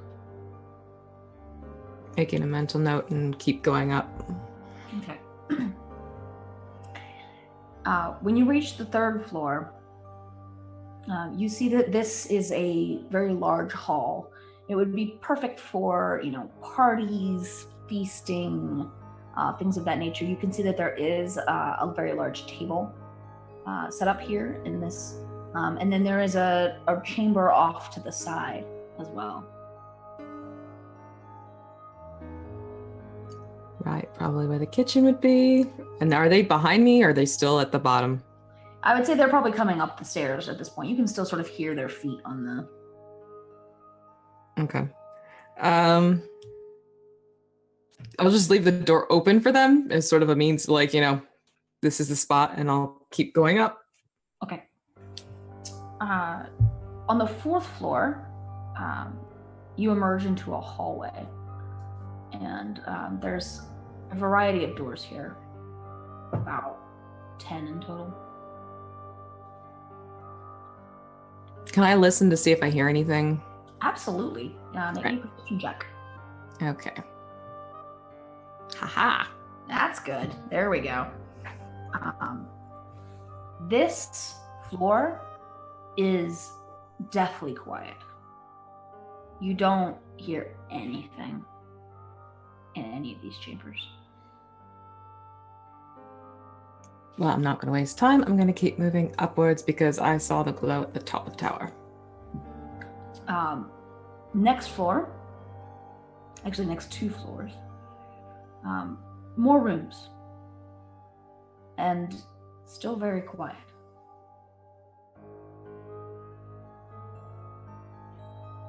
Gonna keep going up. Yep. We're gonna pause you right there and go back down to Brynjolf and Vanlift and Celeborn as the 3 of you start to ascend the staircase and come to the throne room. I don't think we'll waste any time in the throne room. Just continue up to the kitchen, yes? We can't have a little sit in it. I mean, if you want to, go ahead. I might look at it. Let's I just would look be at it. careful. It may well be trapped. No one traps a throne. It is an awful place to put a trap. Come on. In the kids' stories I heard growing up, it was the first place they trap. Now, why I would think somebody that have a the throne on was it? on the throne, but a different, not this type of throne. If you sit in it, I'll make sure you don't die horribly. You would be so caring. Thank you very much for the cheer, Rock. Have a good night, buddy. Good night. You still have the cat? Put it on the throne. That can't come in the kitchen. There is no way that is allowed in the kitchen. I thought it might be able to help us tenderize. You know, just sort of knead on the meat a little bit. No! I got a completely different thing then. Take the cat away from you. Oh, here you go. Just pass it through the internet. Oh, changed.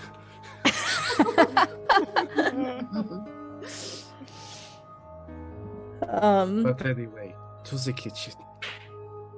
Can I just sneak a peek at this throne? Just real fast, just to make sure it's not, you know. You The should thing. take a big sit on it. Just I'll take sit a down. big. Take a look. big what on it? A huge sit on it. Sit on it really hard. No, Make sure I- it's fine. Oh, I don't sit on thrones. So Vanlift, what are you trying to determine about the throne with your look?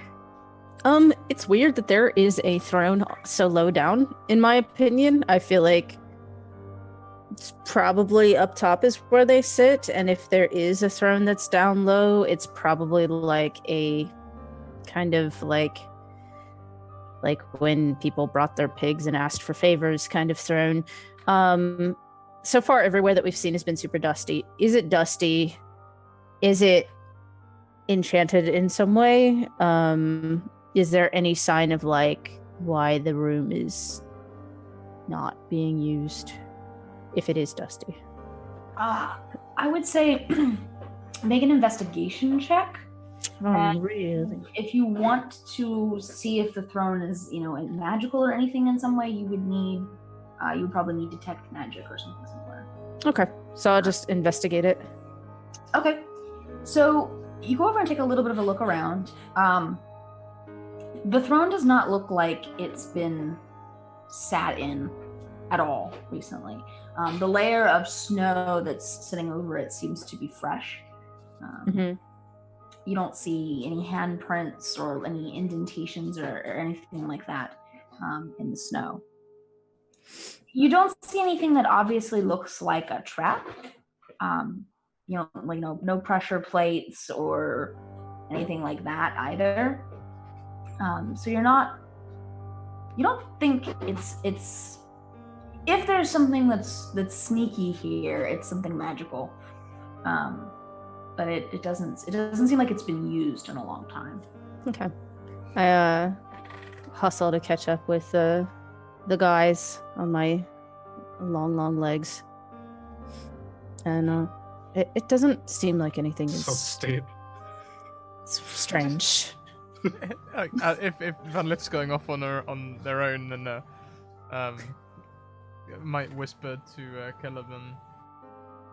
Have you seen? Her legs go on for days.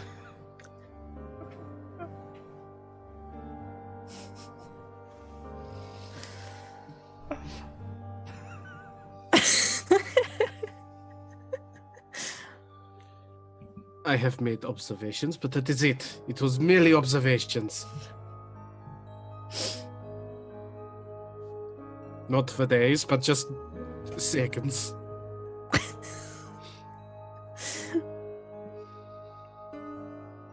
I know I kept talking to her kneecaps, but it was an accident. It's difficult sometimes. Looking up that far, you know.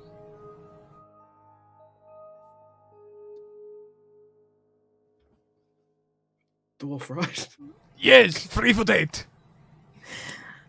I understand.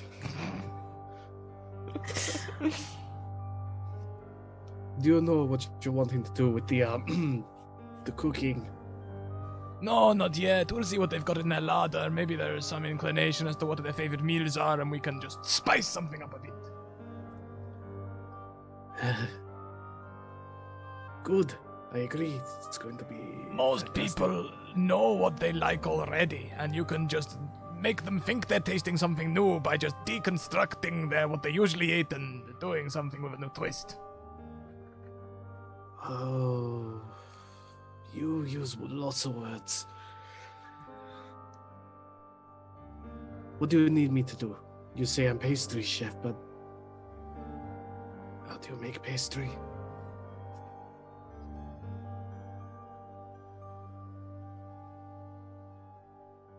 Oh boy. Let's hope that there's no one else up there, and I can just teach you, rather than... We're only serving 3 people. I'm used to doing, 30 or 40, so... These ones have to be good. Yes. Okay. I won't use any first level or higher spells when I create these ones. Perfect. It wasn't my fault that the insects got everywhere that one time. It only happens like one time. It only happens like 5% of the time, I swear. Van Lift comes stomping up, and are we ready to begin? There's nothing weird going on in the throne room, just snow. You sat in it. No, I She didn't. sat in it. I did not sit in it. I hope you didn't sit in it, because that's no joke. Like, I didn't. There is no snow anywhere on me. I did not sit on it. Now, if we can just go and do some cooking, I'll scream at Selborn and... Wait. Yeah, there may be less screaming and more teaching. Caliban doesn't know how to make pastry yet. Are we... I feel like we're not starting with pastries, so it's... Alright, I'll Why am just I here? quietly cook. A pastry, that's like a dessert, isn't it? Or is that a breakfast? Oh, I no, don't you know can if put it with anything, really. Pastry is a nice, neutral thing. You can have dessert pastries, breakfast pastries.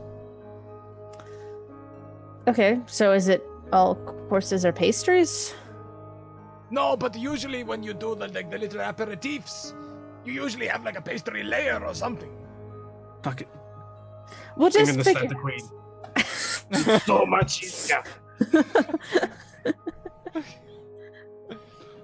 Are the 3 of you going upstairs to the kitchen now as you're having this conversation about pastries? We're walk talking. All right, yeah. You are able to reach the kitchen. Elise has thoughtfully left the door open for you. And inside is the most beautiful kitchen. Everything you could possibly want, Brynjolf, is here. It's like you hear the angels singing when you view this kitchen. It's a little bit dusty, but that's it. Look at this stuff. A proper waterbed for heating. Look at that griddle pan. We only have to cook for 3, we could cook for thousands. They've also got knives. Oh, it's amazing. I don't know why he gets excited. It's his thing. Just let him have it. It's very nice. This is a very nice kitchen. It's very shiny. Look, maybe I'll do most of the cooking this time. You two can watch, and maybe next time, Caliban, I get you to do the pastry. Well, you watched me from across the river, I watch you from across the kitchen. All right, we're gonna leave you, the three of you there, as you start cooking your pastries, I assume, since that seems to be what we're all talking about. Sure. Elise, further up the tower, you enter the 7th floor, and this is a great library. The whole floor. Floor to ceiling books, those little ladders that slide around. It's beautiful. Yeah, V would be going right into that room. Elise would kind of just shake her head like, why bother? And Keep going. Keep going, yep. The next floor you come to is also all one chamber, and it is an office or a study, absolutely palatial in size. A very large desk made of some dark wood, beautiful upholstered chair. There's some more books here, but it looks like to be maybe more of a private collection. A few items that maybe are magical, you're not sure. They definitely look like, you see something that looks perhaps like a crystal ball or something that you could use for scrying, things of that nature. Is there anything like notes on the desk type of thing? You could go take a look, sure. Yeah, that's something she'd go and take a look at. Make an investigation check. Okay. Just a list of allergies. Okay.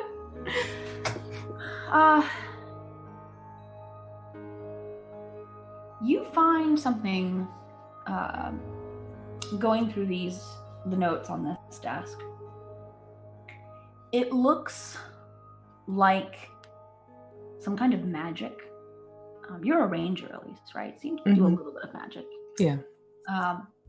It looks like some kind of ritual, or very, very old. The paper that you're looking at is very delicate, perhaps dug out of something, long hidden away. And it, from what you can decipher of it, it's something about the heart of a corpse and using it as a conduit for necrotic energy. Yeah, we're gonna tuck that up in the head and make sure everything's kind of left where it was, and go out of the room and start walking up further. All right. The next 2 floors are what looks like a private suite. There are, and this has all been deserted. You've not seen or heard anything. There's one room that is, got a very large 4-poster bed. There's some things that in here that look like wardrobes. There's a few smaller chambers off to the side, but it definitely seems to be living quarters for someone who is fabulously wealthy.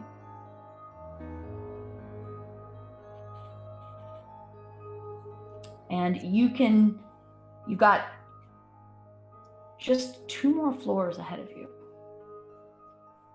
Doing the math, this is like the 9th, 10th, and 11th floors are all this suite. Okay.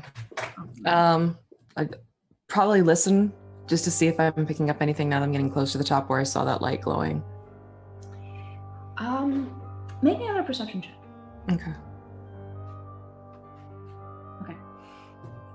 It's very, very, very faint. But you can hear a sound that almost seems like a heartbeat. Like the thump, thump, thump. Very slow and very quiet. And it's coming from above you. Oh, then I'm going that direction. the next floor you emerge onto, there is only one door, and it's set with a great lock on it. A treasury or a vault of some kind, maybe. You can still hear that heartbeat, and it's still coming from above you, not from beyond this door. And what's above is one floor left, right? That'll be the last floor. All right, I'm going to make my way back down to the kitchen. Okay, sure. And you emerge into the kitchen where Brynjolf is preparing a 13-course pastry feast with Bailiff and Celeborn's help. Help. So we're going with pasties? Not just pastries. We have some samosas over here, little tiny ones. We've got some bread sauce coquettes, some deviled coronation eggs cooking over here. A little bit of, a prawn cocktail canapé sitting on a puff pastry base with some avocado.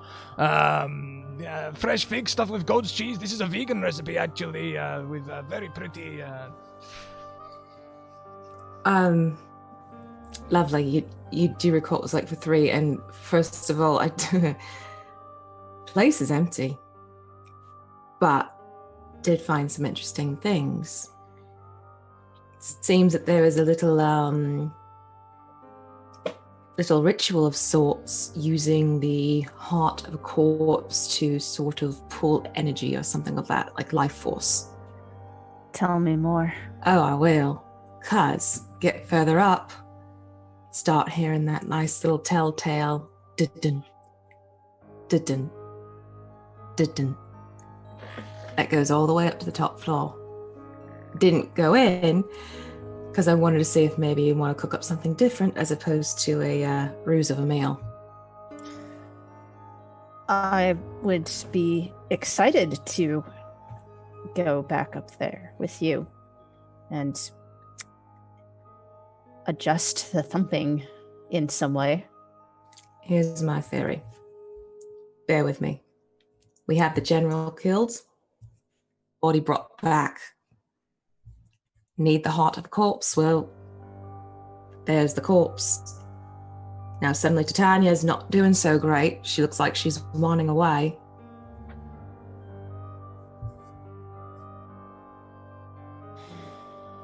I may be a sorcerer, but I don't understand anything that's going on right now.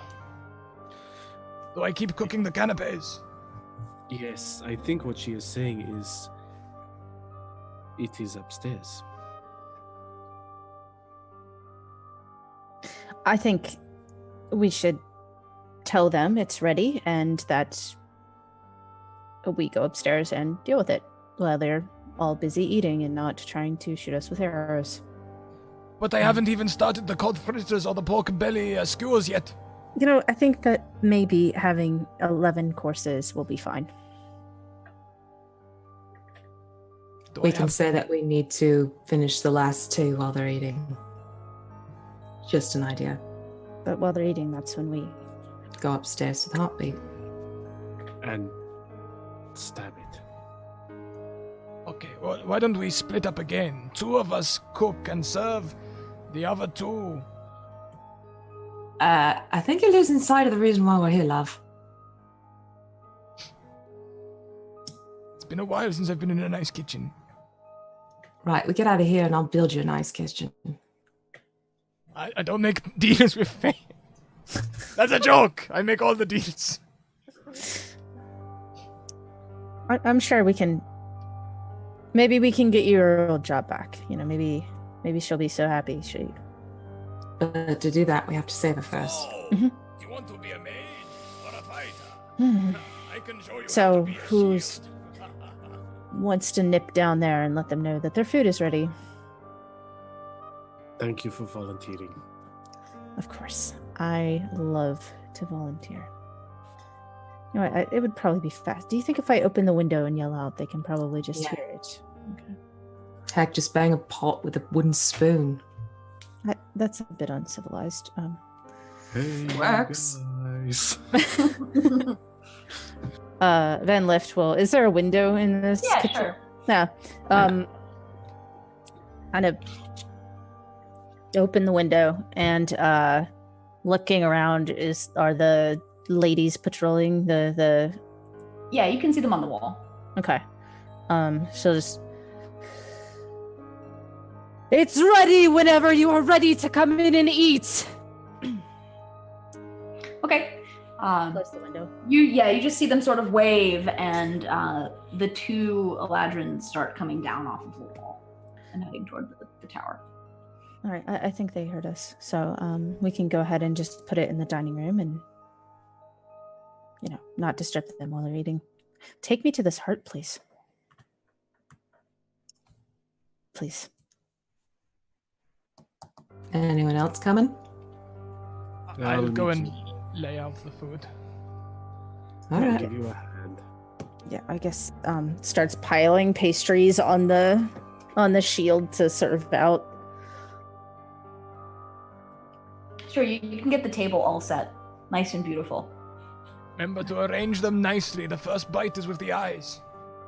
Yeah, knives, blades faced out. If you face them in, that means you're trying to kill the person. I learned that in etiquette school. I didn't know you went to etiquette school. It was a I very didn't long know time. you went to school. Well, of course I went to school. I speak several languages. Thank you very much. Studied a lot about carcasses. You're welcome. Who's going up with Elise and Van Lift to the heart? You're going to be alright carrying all this on your own? Fantastic. I'll be Okay. fine. I can do it in courses. It'll be fine. So Brynjolf, you're staying behind? Yes, I will stay behind. The chef will serve the meal personally. All right. Elise, Van Lift, and Celeborn, you guys climb the stairs with Elise in the way, or leading the way. Elise, you reach the 12th floor easily, and you can hear that heart beating above you on the 13th floor. Can you pick this? Say that again? This lock. Can one of you pick this? You want to try and figure out what's in the room, or do you want to go up where the noise is? I thought you wanted to see the heart. Oh, does the staircase keep going? Mm-hmm. Oh, well, yes. Still a lot. going. Need a piggyback ride? Let's go.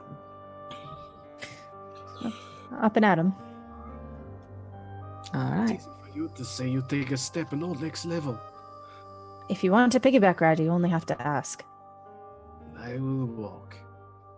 I am can old. probably carry 5 of you.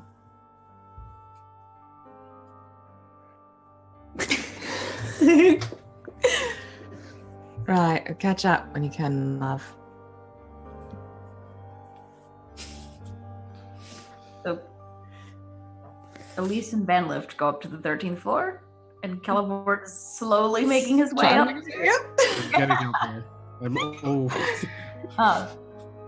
So Elise and Van Lift, you two get the first look into this chamber. The 13th floor is all one enormous vaulted room made of sculpted ice. And standing in the center of the room is a woman who looks to be made of winter. She has long white hair that ripples between blue and green tints. She's wearing a dress that shines like snow. You can see frost lining her pale blue skin, and she's wearing a crown made of icicles. She's standing in the center of this room, and she has her arms outstretched, her eyes closed. And before her, hovering in midair, is a small object that resembles nothing so much as a spiky mass of ice. And at her feet are 4, they look like hounds, but they have very disturbing faces, and they're all curled around her feet. And as you peer into this room, she speaks. And she says, I know you're there. Come into the room where I can see you properly. Can Elise pull out her wand of magic missiles and shoot the thing that's hovering? Yeah, you can. That is the thing that you can do. I honestly think that's what she would absolutely do, because she's been putting this formula together, and to her the end goal is to stop the magical item. Okay. Yeah, you can pull out your wand of magic missiles and fire one off. Okay, can she do the full 7 charges is what she's thinking. Absolutely you can.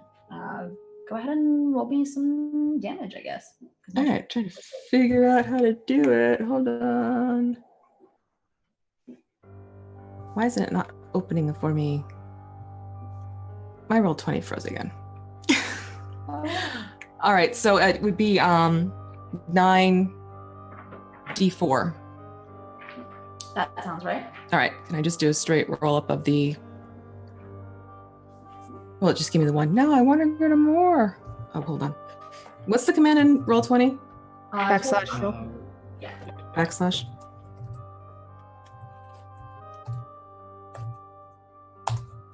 There we go. 21 damage. All right. You wave your wand of magic missiles and send this streaking across the room toward this item. And it hits. Second.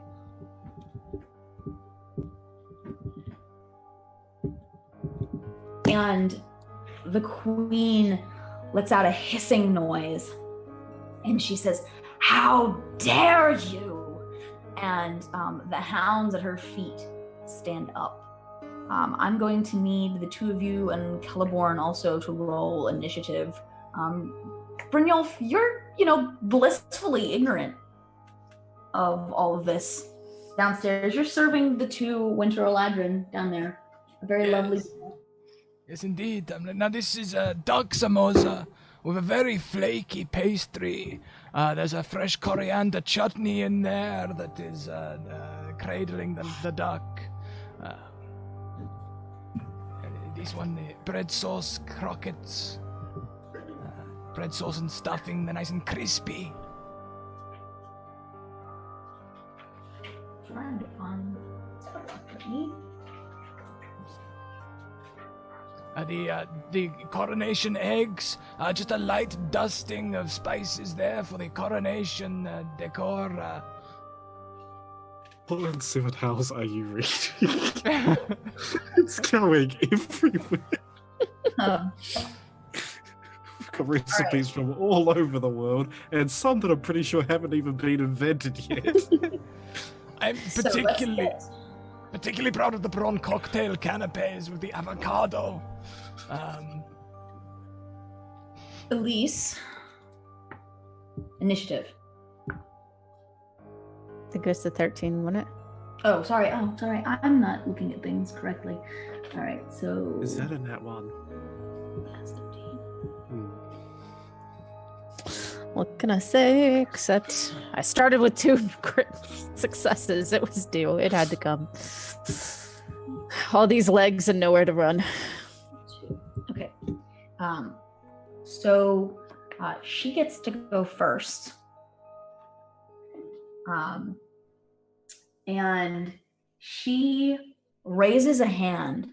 She's barely even looking at you. She's still she's got an eye sort of cracked, so you can just barely see. And she sends a ball of ice streaking towards you. I need all 3 of you. Celeborn, have you reached the top of the stairs by this point, do you think? I think if I rolled initiative, I am. Okay. Just coming and be like, no. yeah, you just in time. I need the 3 of you to roll a Constitution saving throw.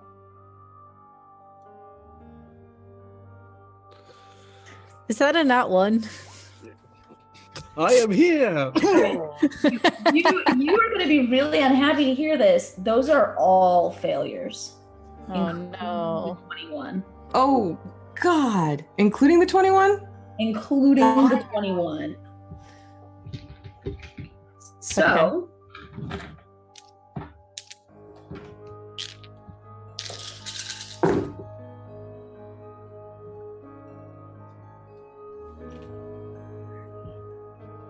Dinner is served. you all take 36 points of cold damage as this hits you.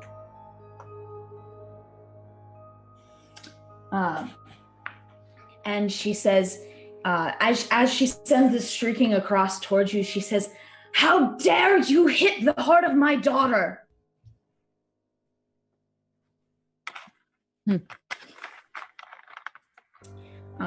And her hounds will start running towards you as well. Just 2 of them for the time being. Elise and Vanlift are at the top, so they will each try to take a bite of you. Okay. Let me see here. Does a dirty 20 hit you, Elise? Yes, it does. All right. So that will be...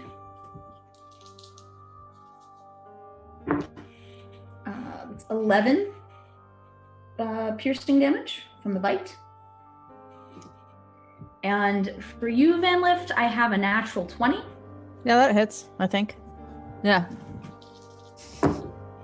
And so that is going to be, wow, 21 points of damage. Okay. 20. And next in the initiative order is Celeborn. So you've seen at least magic missiles at this thing hovering in the center of the room, and then the retaliation was not very fun. I'm going to run next to Elise with this hound that's next to her, and just with the trident, back you fiend. All right. So I have 3 attacks in total. Any of them hit? Let's see here. The first 2 hit. Oh yeah. Oh, that's a mighty 7 and a 9, 16. Nice. All right. You hit it for 16 points of damage. You stab it twice with the trident. It dodges out of the way of the third one. And we are going to be, unless you have anything else you want to do on your turn, do you have a bonus action or anything like that? Okay. Then Elise, it will be your turn next. All right. Dropping her wand of magic missiles, she'll pull out her wand of web Okay. and aim it at the 2 puppers coming towards us. That seems fair. Okay, so it's a dex save for them. Okay, the 2 of them? Yeah. Are you aiming it at the 2 that just hit, that just took a bite at you, or the 2 that are behind them? That are like at her feet still. Oh, well, if I do that, then she's going to be included with it because it's a 20-foot cube. We won't be included in it. Yeah, so I'll aim it at her and the other 2 dogs. Okay. And do that.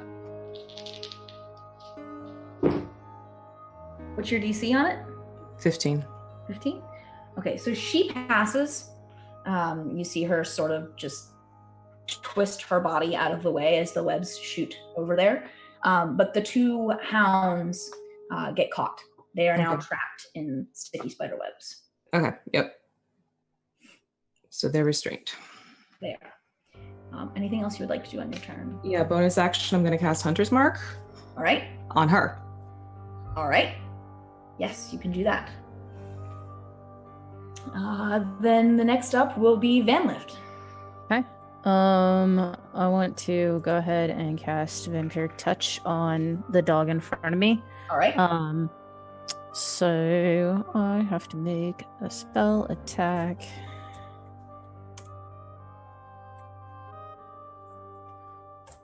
Does 15 hit? It does. Okay. So that is going to be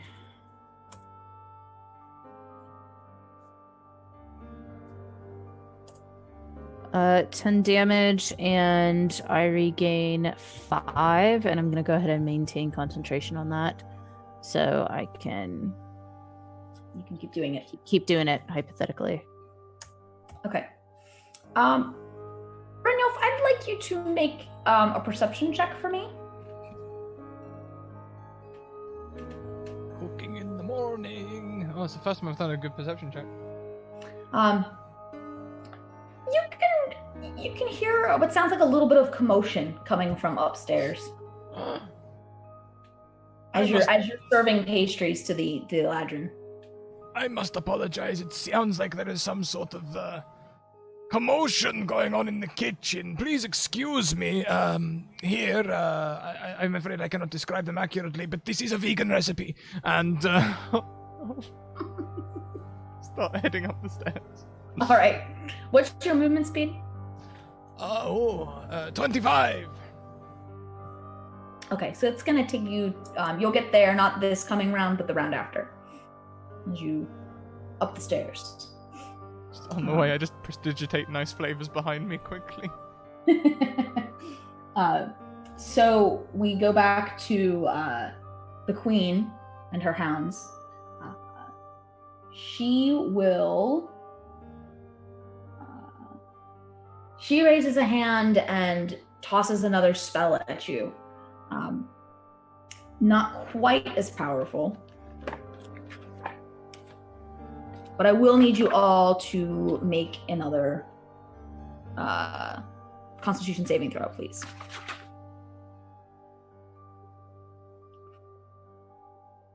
Okay. Can I use my reroll on that one?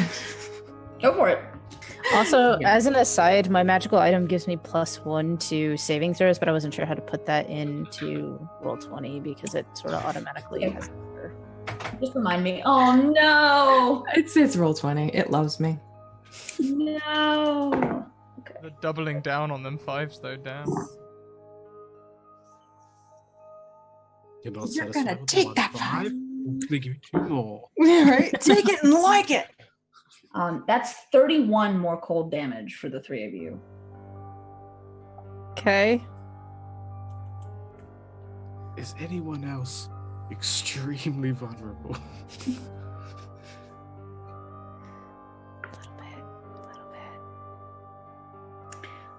She does hit her hounds, however, in the process of doing this.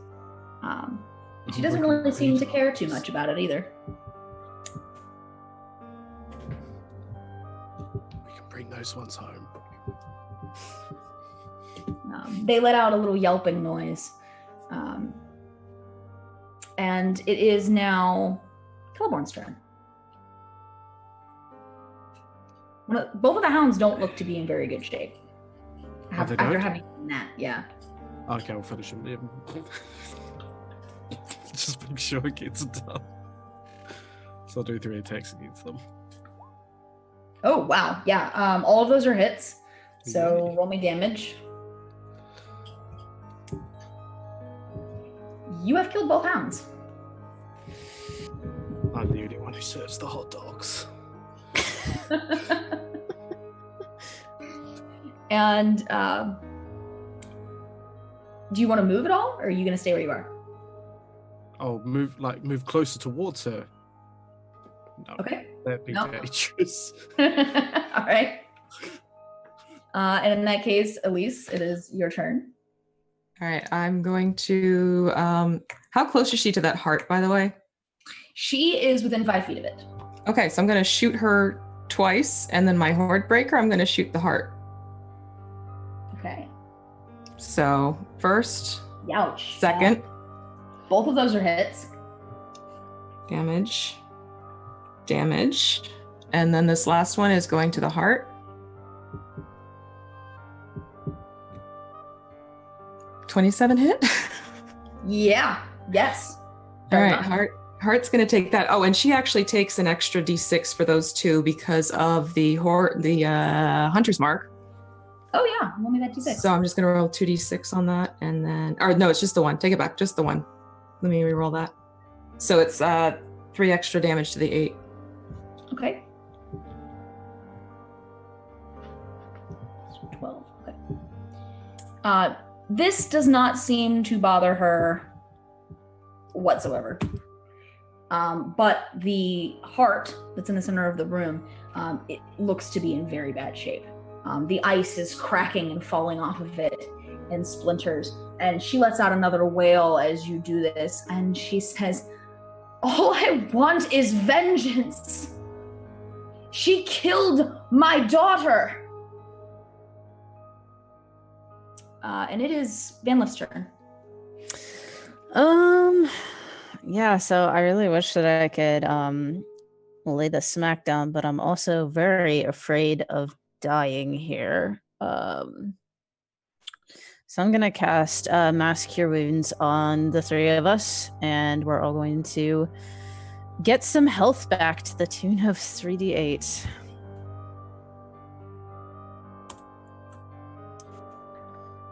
Plus my spell casting, which was so we all get 21 HP back, which was good because I'm slightly hemorrhaging. And after I do that, I want to sort of crest out of the staircase, so I'm not just sort of flinging spells out of the staircase, and kind of enter the room off to the side. Okay, how much movement do you have? I have 6 or 30 feet of movement. I don't want to like approach her or the heart. I just want to not be. Hypothetically, if I pass out, I don't want to take the long tumble down 13 flights of stairs. That seems legit. Brynjolf, if you're running, one upstairs. And we are back to her. And she will let out another shriek and try. You can see that she's crying now as she does this. And she's going to toss yet another spell at you. I need another round of Constitution saving throws.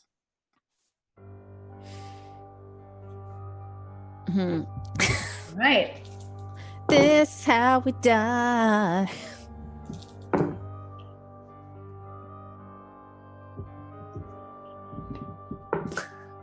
It's 19 points of cold damage.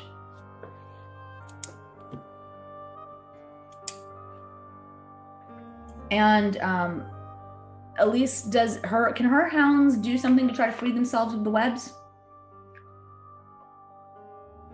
They have to do another save. All right. Another dex save or a... That's what I'm getting back over to. One moment, please. Please hold. Yeah. Strength check this time. Okay. One of them manages to free itself. Okay. And sort of pull the webs off of it. The other one is still trapped, just gnawing at the spider webs. And it is Celeborn's turn. The heart is still beating in the center of the room. Shut the door and lock it to make sure no one escapes. He's going to look at the heart and seeing that it really seems to affect her. He's just going to grab his trident. He's going to Mr. Olympia through the air. All right. Roll me that. That'll do it. Roll damage. 5. So you throw your trident at it, and it hits the heart and bounces off. So your trident is now laying at her feet, basically. Just gonna get my shield in.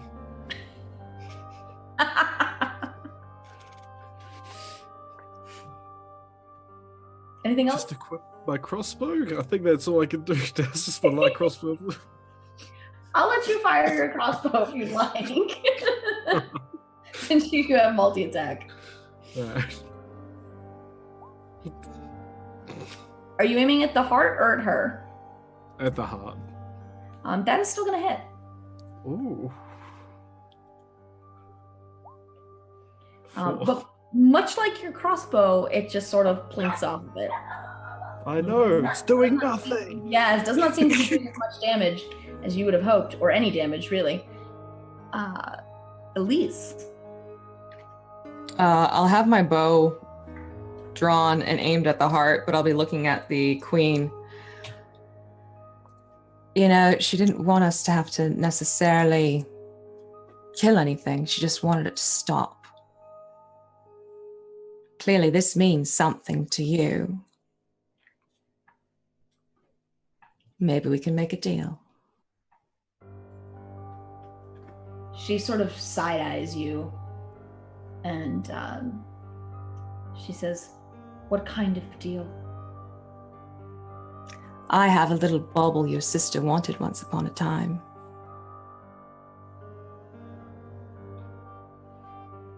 Your having it would probably make her crazy.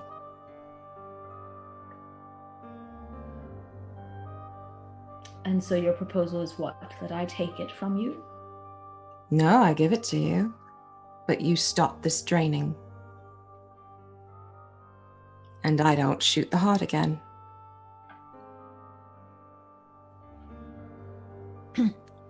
Roll a persuasion check. Be nice, roll 20.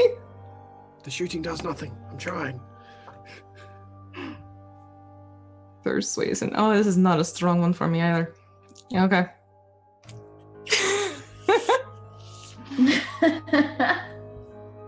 She just laughs at you, and she says, "A bauble is not worth my vengeance."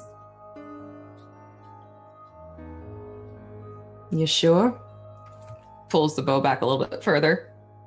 I'm sure. Oh, I'm going to release the arrow at the heart. All right. Twice. 2 shots. And those are both hits. Mm-hmm. And second. All right. And is she still near it? She is still near it, yes. So she gets the Hordebreaker shot. Okay. That does not hit her. Okay. Misses. So you actually shatter the heart with those shots. The second one hits it, and it just breaks apart into 1,000 tiny pieces. And Mab lets out a blood-curdling shriek as she looks at the three of you, and she says, "You will pay for this." And then she disappears.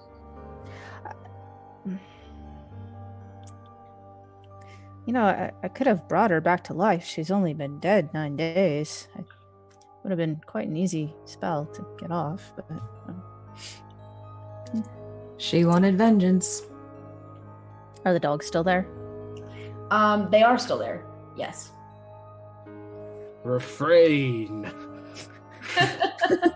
Can I use the wand of webs again? Yeah, sure. Okay, so they have to do the dex check. Yeah, they both fail. So Okay. they're both up again. And Brynjolf, you arrive at this point. At the top of the stairs. Hello! What's going on? My friend, the debts have been repaid. I don't have my spear. I'll go get it.